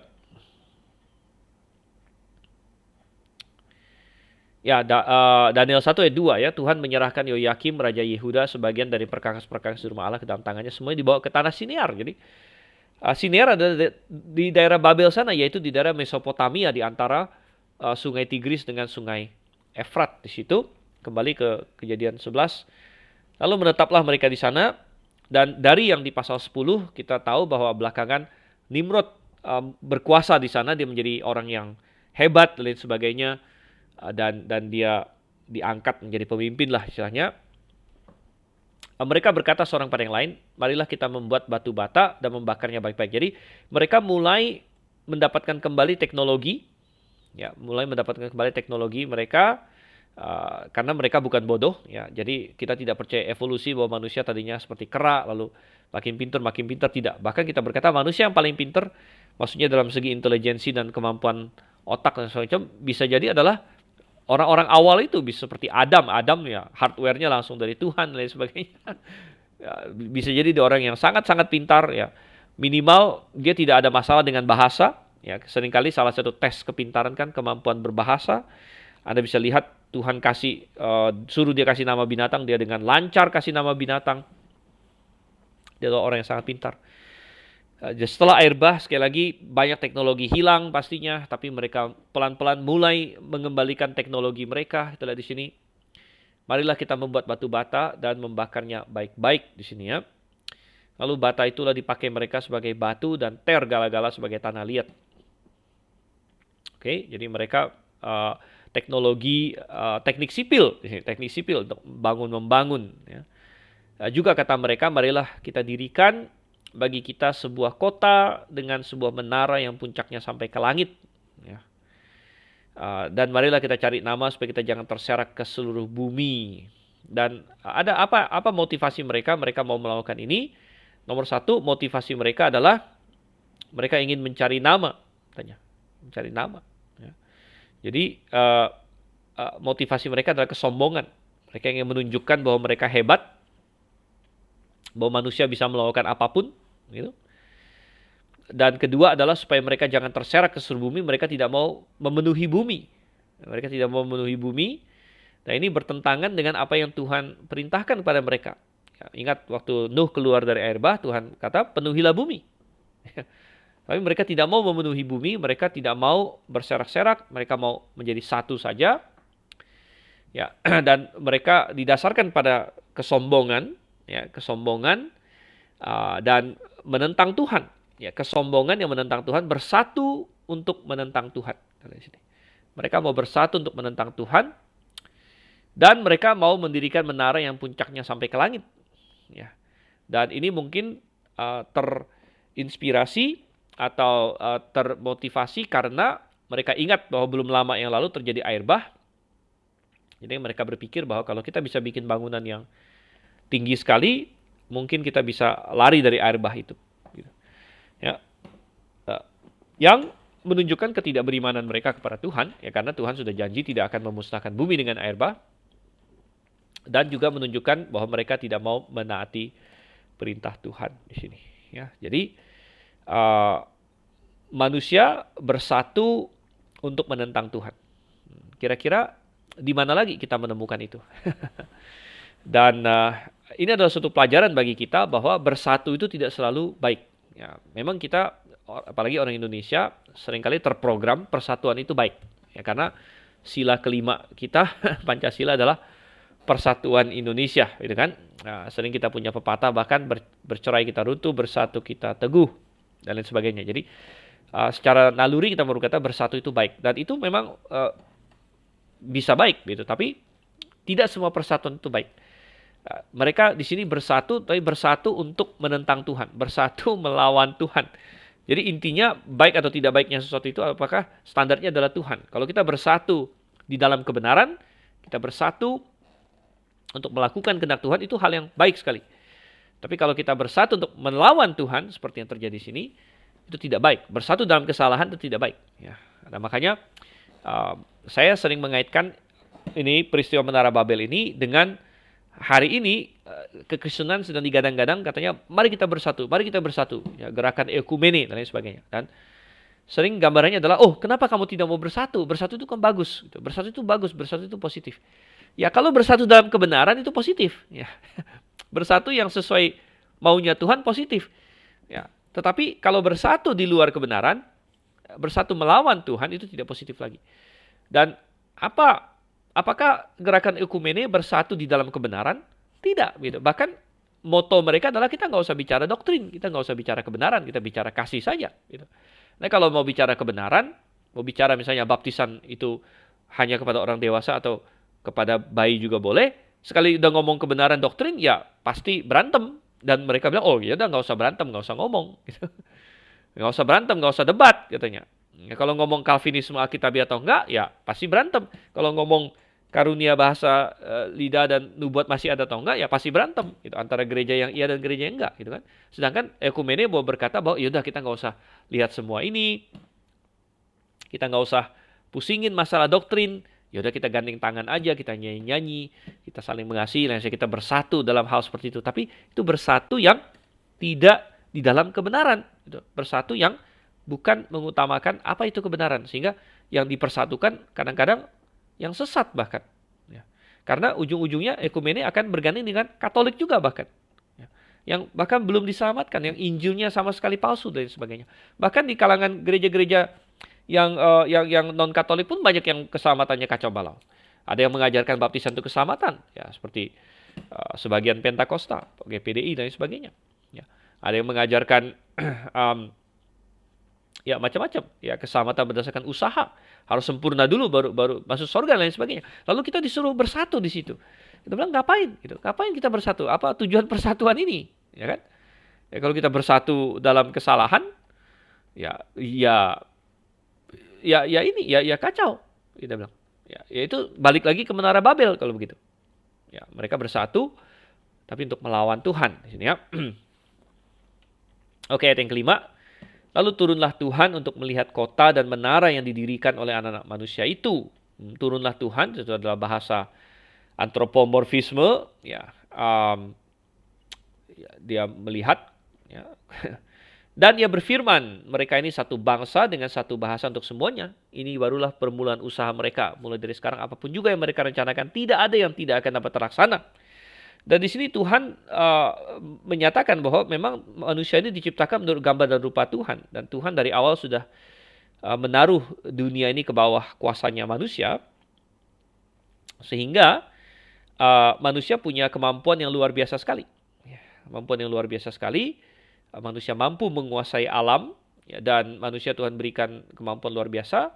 Sehingga mulai dari sekarang tidak ada apapun yang mereka rencanakan tidak dapat terlaksana. Dan apalagi ketika manusia itu satu bangsa dan satu bahasa gitu. Dan ini yang terjadi hari ini ya, ketika dunia kita sekarang ini, apalagi dunia yang secara sains itu satu bahasa. Jadi bahasa sains sekarang adalah bahasa Inggris.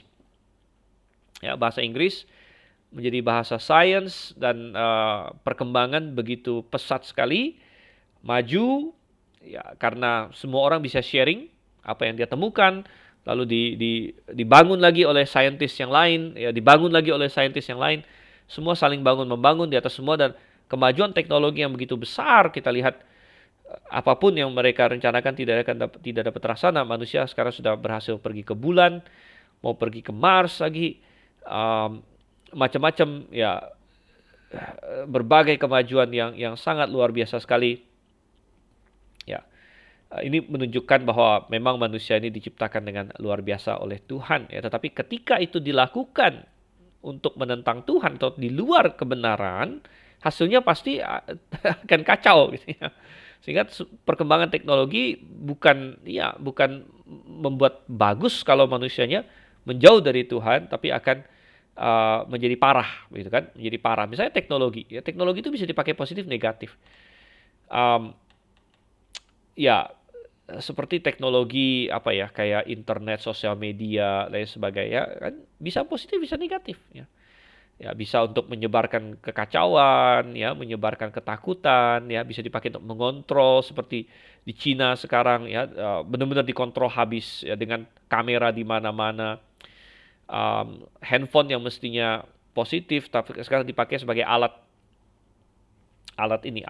mengendalikan, ya, sehingga dengan alasan pandemi, ya, semua orang diharuskan punya app yang memperbolehkan Anda boleh ke sini, boleh ke sini. Kalau Anda dikasih merah berarti Anda nggak boleh, dan sebagainya. Jadi kita bisa, wow, ini kacau juga ya.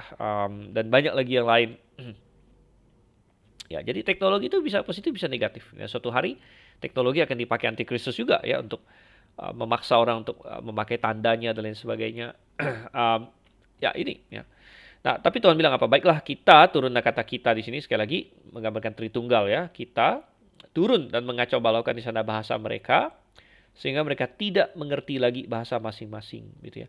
Nah, kenapa Tuhan sepertinya mau mengacaukan majunya manusia? Ya karena manusia tadi mau memakai kemajuannya untuk menentang Tuhan. Nah, ini adalah penghakiman Tuhan. Ya, penghakiman Tuhan. Tuhan mengacau balaukan bahasa mereka. Ya, mengacau balaukan bahasa mereka. Ya, to confound di sini ya, confound their language. Ya, ada kata confound berasal dari kata navlah, sehingga tempat itu disebut Babel dari Nabal, dari Babel. Gitu ya. Tuhan mengacaukan bahasa mereka semua. Ya, sehingga akhirnya mereka terbagi-bagi. Ya, dan jumlah bahasa pada waktu itu ya sesuai dengan jumlah keluarga yang ada pada waktu itu. Gitu. Nah, belakangan dari situ akan muncul banyak bahasa lain lagi. Jadi turunan-turunannya lagi gitu. Ya, turunan-turunannya. Dan kelompok evolusi tidak mampu menjelaskan dari mana asalnya semua bahasa di dunia hari ini. Ya. Karena kalau misalnya evolusi itu benar, ya semua manusia berasal dari kera dan lain sebagainya, mestinya kok bisa dapat bahasa? Ya mestinya dari yang kelompok yang punya bahasa itu ya mestinya menyebar ke semuanya, mestinya semuanya sama gitu, atau mirip-mirip. Gitu. Tapi sekarang variasi bahasa itu sangat besar sekali. Ada yang bentuk uh, alfabetnya saja beda, ya ada yang tidak pakai alfabet bahkan seperti bahasa bahasa China, ya bahasa Mesir yang hieroglif dulu, ya tidak pakai alfabet. Ada yang pakai alfabet, ada pakai nada, ada yang banyak sekali ya macam-macam ya macam-macam grammarnya berupa-rupa dan sebagainya. Demikianlah, dan ini hanya bisa dijelaskan oleh Alkitab ya, oleh Alkitab karena peristiwa Menara Babel di situ kan.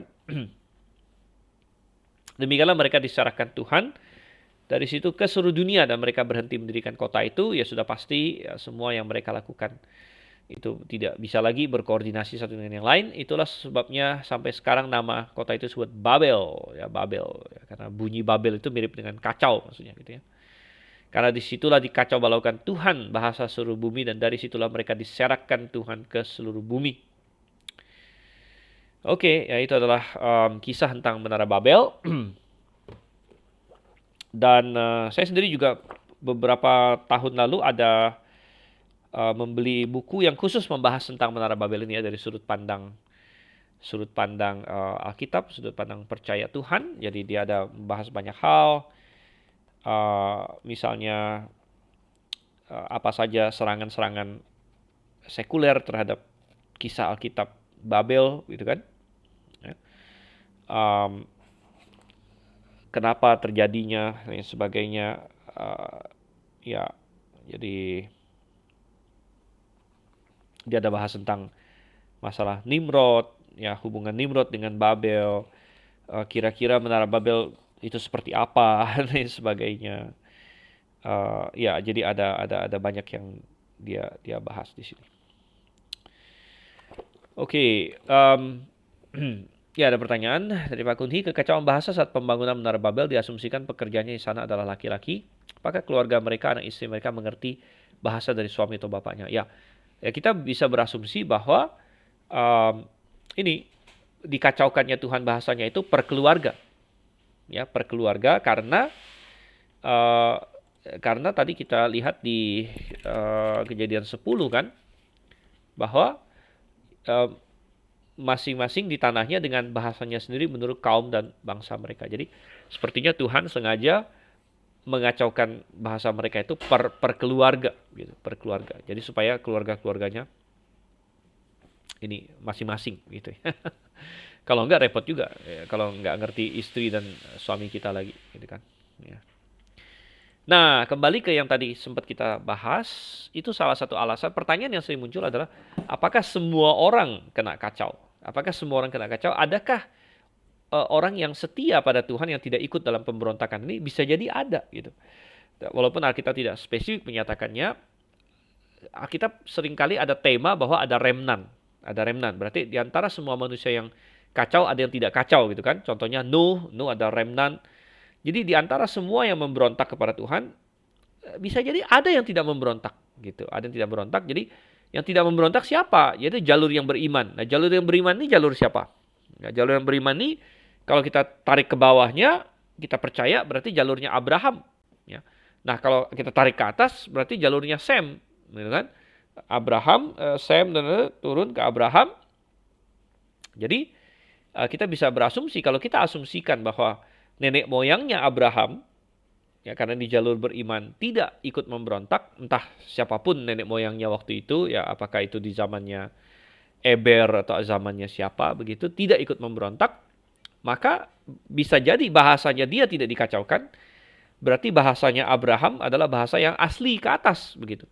Nah itu juga salah satu analisis lain kenapa kita percaya bisa jadi bahasa yang asli di Taman Eden yang sebelum air bah dan sebagainya adalah Proto-Ibrani ya karena yaitu argumen bisa jadi ada orang yang beriman yang bahasanya tidak dikacaukan di Babel di situ dan kalau kita tarik siapa garis yang beriman itu kita larinya ke Abraham dan seterusnya gitu.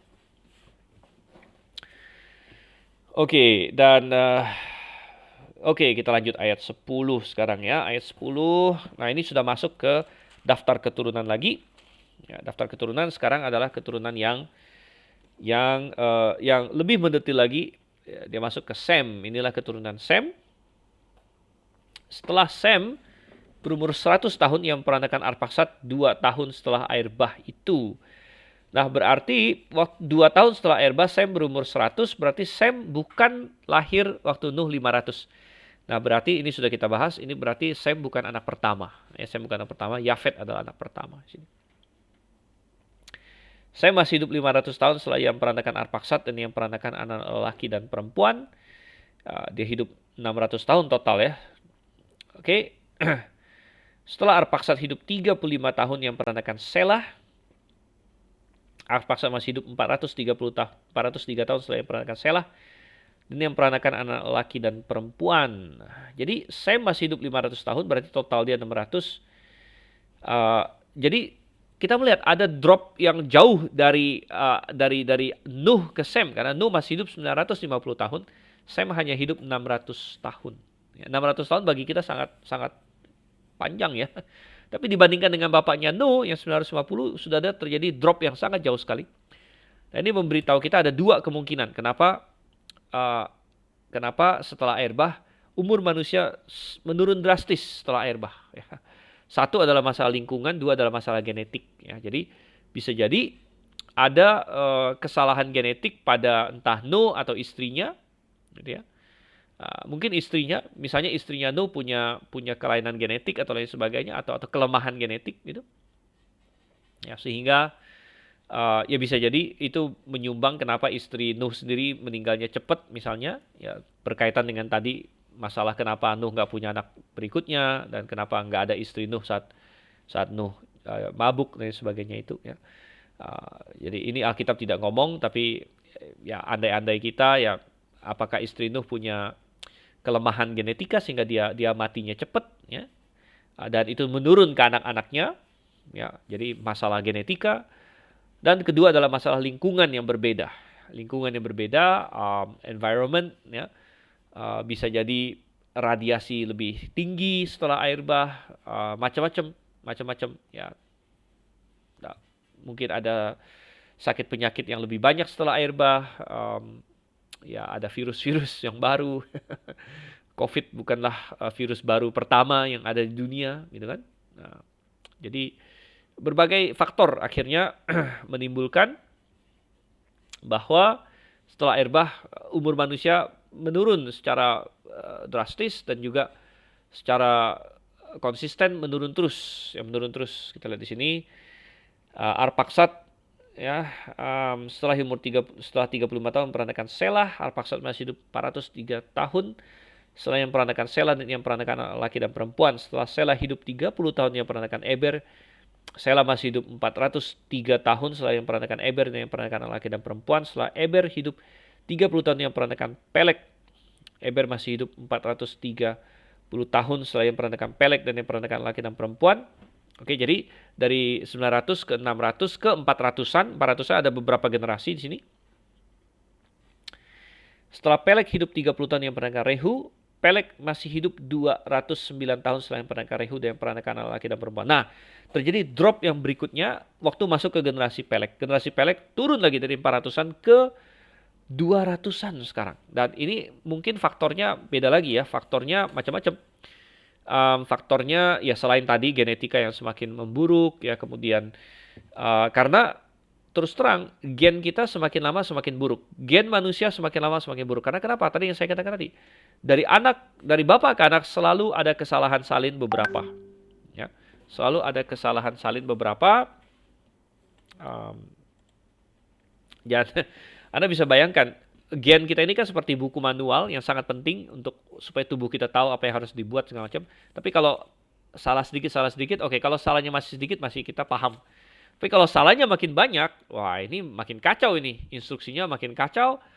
Makanya sekarang ini makin banyak penyakit tuh makin banyak ya, penyakit bawaan genetika itu makin lama makin banyak karena memang gen manusia makin parah gitu. Oleh karena itu manusia tidak mungkin sudah jutaan tahun.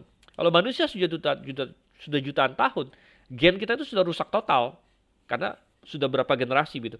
Ini salah satu bukti ya, dan ini baru belakangan ini mulai diapresiasi oleh para ilmuwan kreasionis bahwa salah satu bukti bahwa manusia itu baru hitungan kita itu berapa puluh generasi ya. Jadi dari kita ke Adam itu baru beberapa puluh generasi sebenarnya. Ya, bayangkan dari di Alkitab bilang kan dari Abraham ke Yesus Kristus saja baru sekitar 40-an generasi, 42 generasi gitu ya.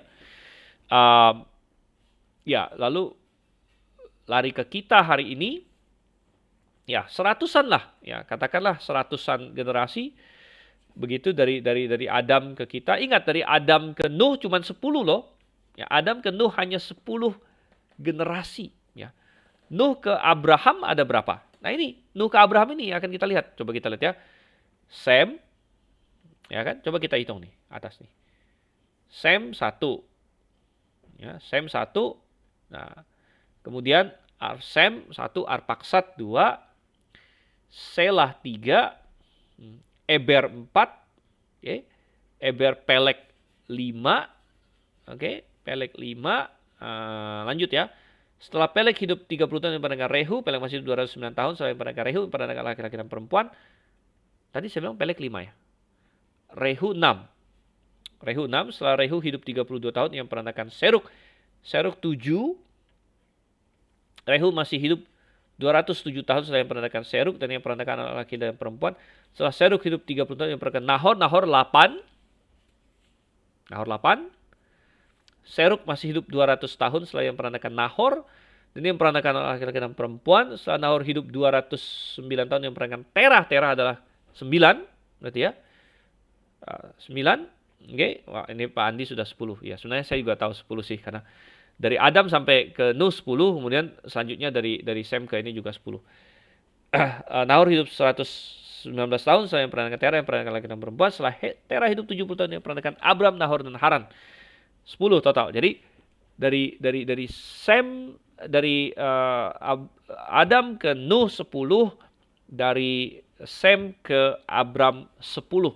Dan bahkan ada yang berkata ini sangat mirip karena 10-10 dan pas yang 10 terakhirnya itu anaknya 3.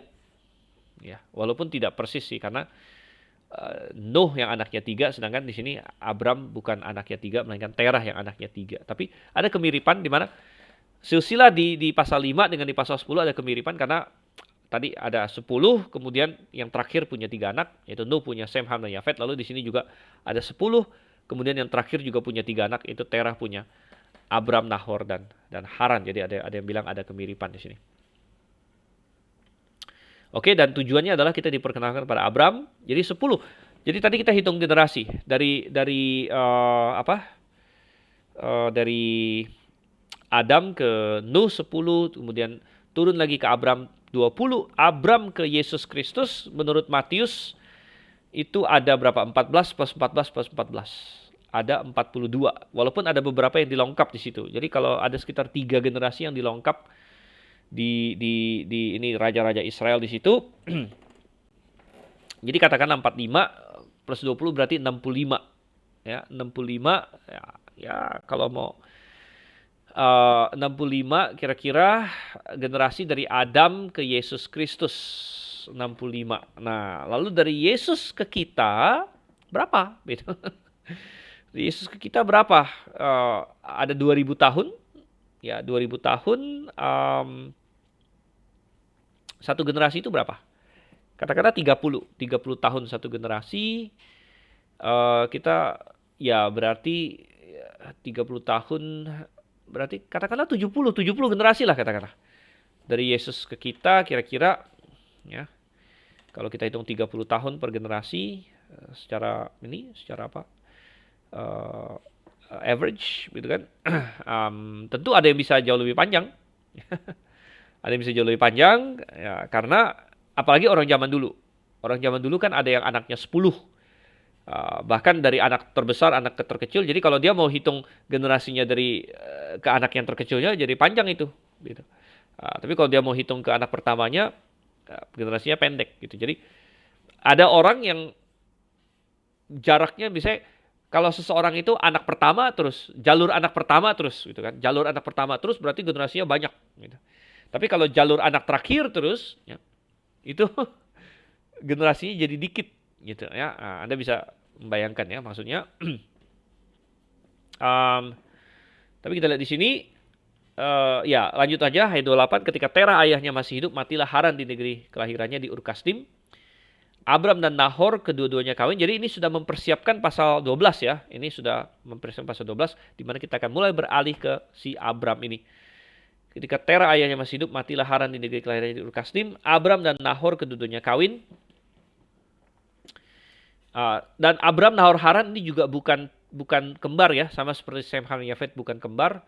Ini juga bukan kembar dan Abram juga bukan yang pertama, tapi disebut pertama karena dia paling signifikan gitu ya. Abram dan Nahor kedua-duanya kawin. Jadi Haran yang nomor satu sebenarnya, dia yang paling tua ya, dan dia mati duluan. Abram dan Nahor kedua-duanya kawin. Nama istri Abram adalah Sarai yang kita belakangan tahu adalah saudara tiri dia. Nama istri Nahor ialah Milka. Milka rupanya adalah keponakan dia, anaknya Haran. Ya, jadi Abram menikahi saudaranya sendiri, saudara tiri. Nahor menikahi keponakannya sendiri. Ya. Milka adalah anaknya Haran, ayah Milka dan Yiska.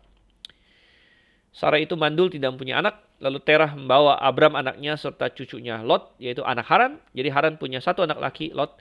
Dua anak perempuan, Milka dan Yiska. Lot akhirnya dibawa oleh Abram. Milka dinikahi Nahor. Yiska kita nggak tahu, mungkin menikah entah sama siapa. Yaitu anak Haran. Dan Sarai menantunya istri Abram anaknya. Ia berangkat bersama-sama dengan mereka dari Ur Kasdim untuk pergi ke tanah Kanan. Lalu sampailah mereka ke Haran dan menetap di sana. Umur Terah ada 205 tahun, lalu ia mati di Haran. Dan ini informasi terakhir ini adalah untuk mengantar kita ke pasal 12. Ya, tetapi untuk tujuan kita untuk kelas ini kita sudah selesai di pasal 11. Kita sudah membahas 4 peristiwa besar, yaitu penciptaan, kejatuhan, kemudian air bah, dan juga Menara Babel yang baru saja kita bahas di sini ya.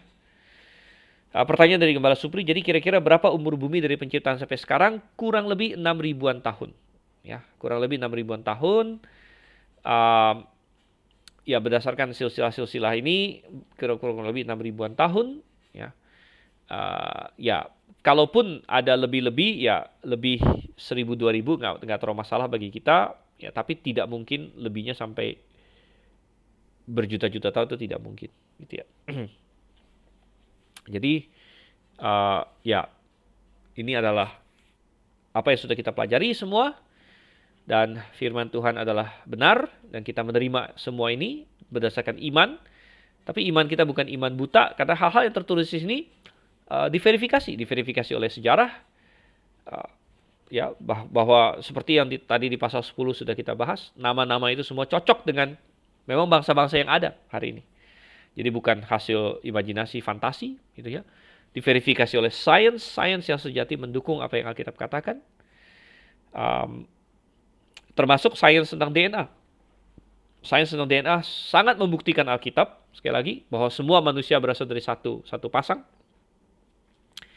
Bahwa tidak mungkin manusia sudah jutaan tahun, karena kalau manusia sudah jutaan tahun, DNA kita sudah jauh lebih rusak dari sekarang. Ya, sudah jauh lebih rusak dari sekarang. Ya. Jadi ada banyak sekali ini sains membuktikan Alkitab sebenarnya. Oke, dengan demikian kelas kita selesai. Ya, selesai, sudah kasih Tuhan. Dan semester kita akan selesai. Tinggal minggu depan ujian bagi yang ikut ujian. Yang di Grave untuk ikut di Grave. Yang online, seperti biasa saya akan bagikan ujiannya online. Jadi kalau Anda ikut, silakan. Anda yang tidak ikut SKS, Anda mau ikut juga silakan. Dan kita akan selesai semester ya. Dan semester depan kita akan mulai kelas lain lagi. Nah, kelasnya apa belum saya tentukan. Tentu di GIDS kita akan teruskan ini ya, Kejadian 12 sampai 50, tapi belum tentu itu yang akan keluar di online. Jadi eksegesis Kejadian pasal 12 sampai 50 akan muncul di GIDS, tapi belum tentu muncul di online karena itu sudah pernah di online kalau saya tidak salah. Coba saya cek Bentar ya, coba saya cek dulu.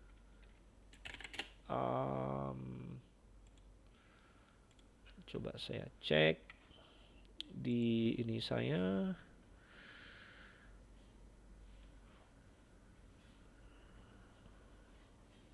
Sudah pernah belum? Sudah pernah belum? Oke, selamat. Belum pernah ya? Oh, belum pernah. Oh ya, belum pernah. Oke, belum pernah. Oke, oh belum pernah rupanya. Oke, kalau belum pernah, ya saya sudah cek belum pernah kayaknya ya. Maka kemungkinan nanti eksegesis YouTube yang kejadian lengkap. YouTube yang kejadian lengkap yang apa ya? Yang sampai pasal 50 kah? Sebentar. Coba saya cek lagi.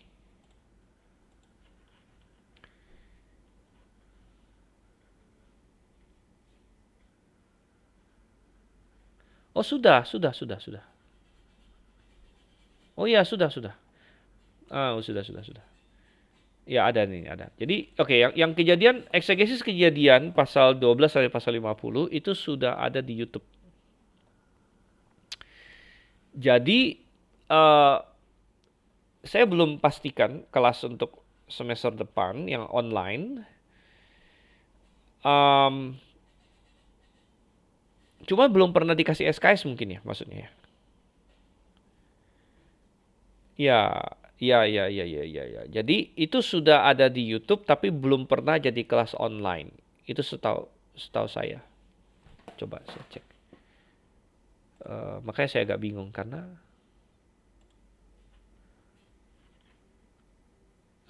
saya cek YouTube dulu ya.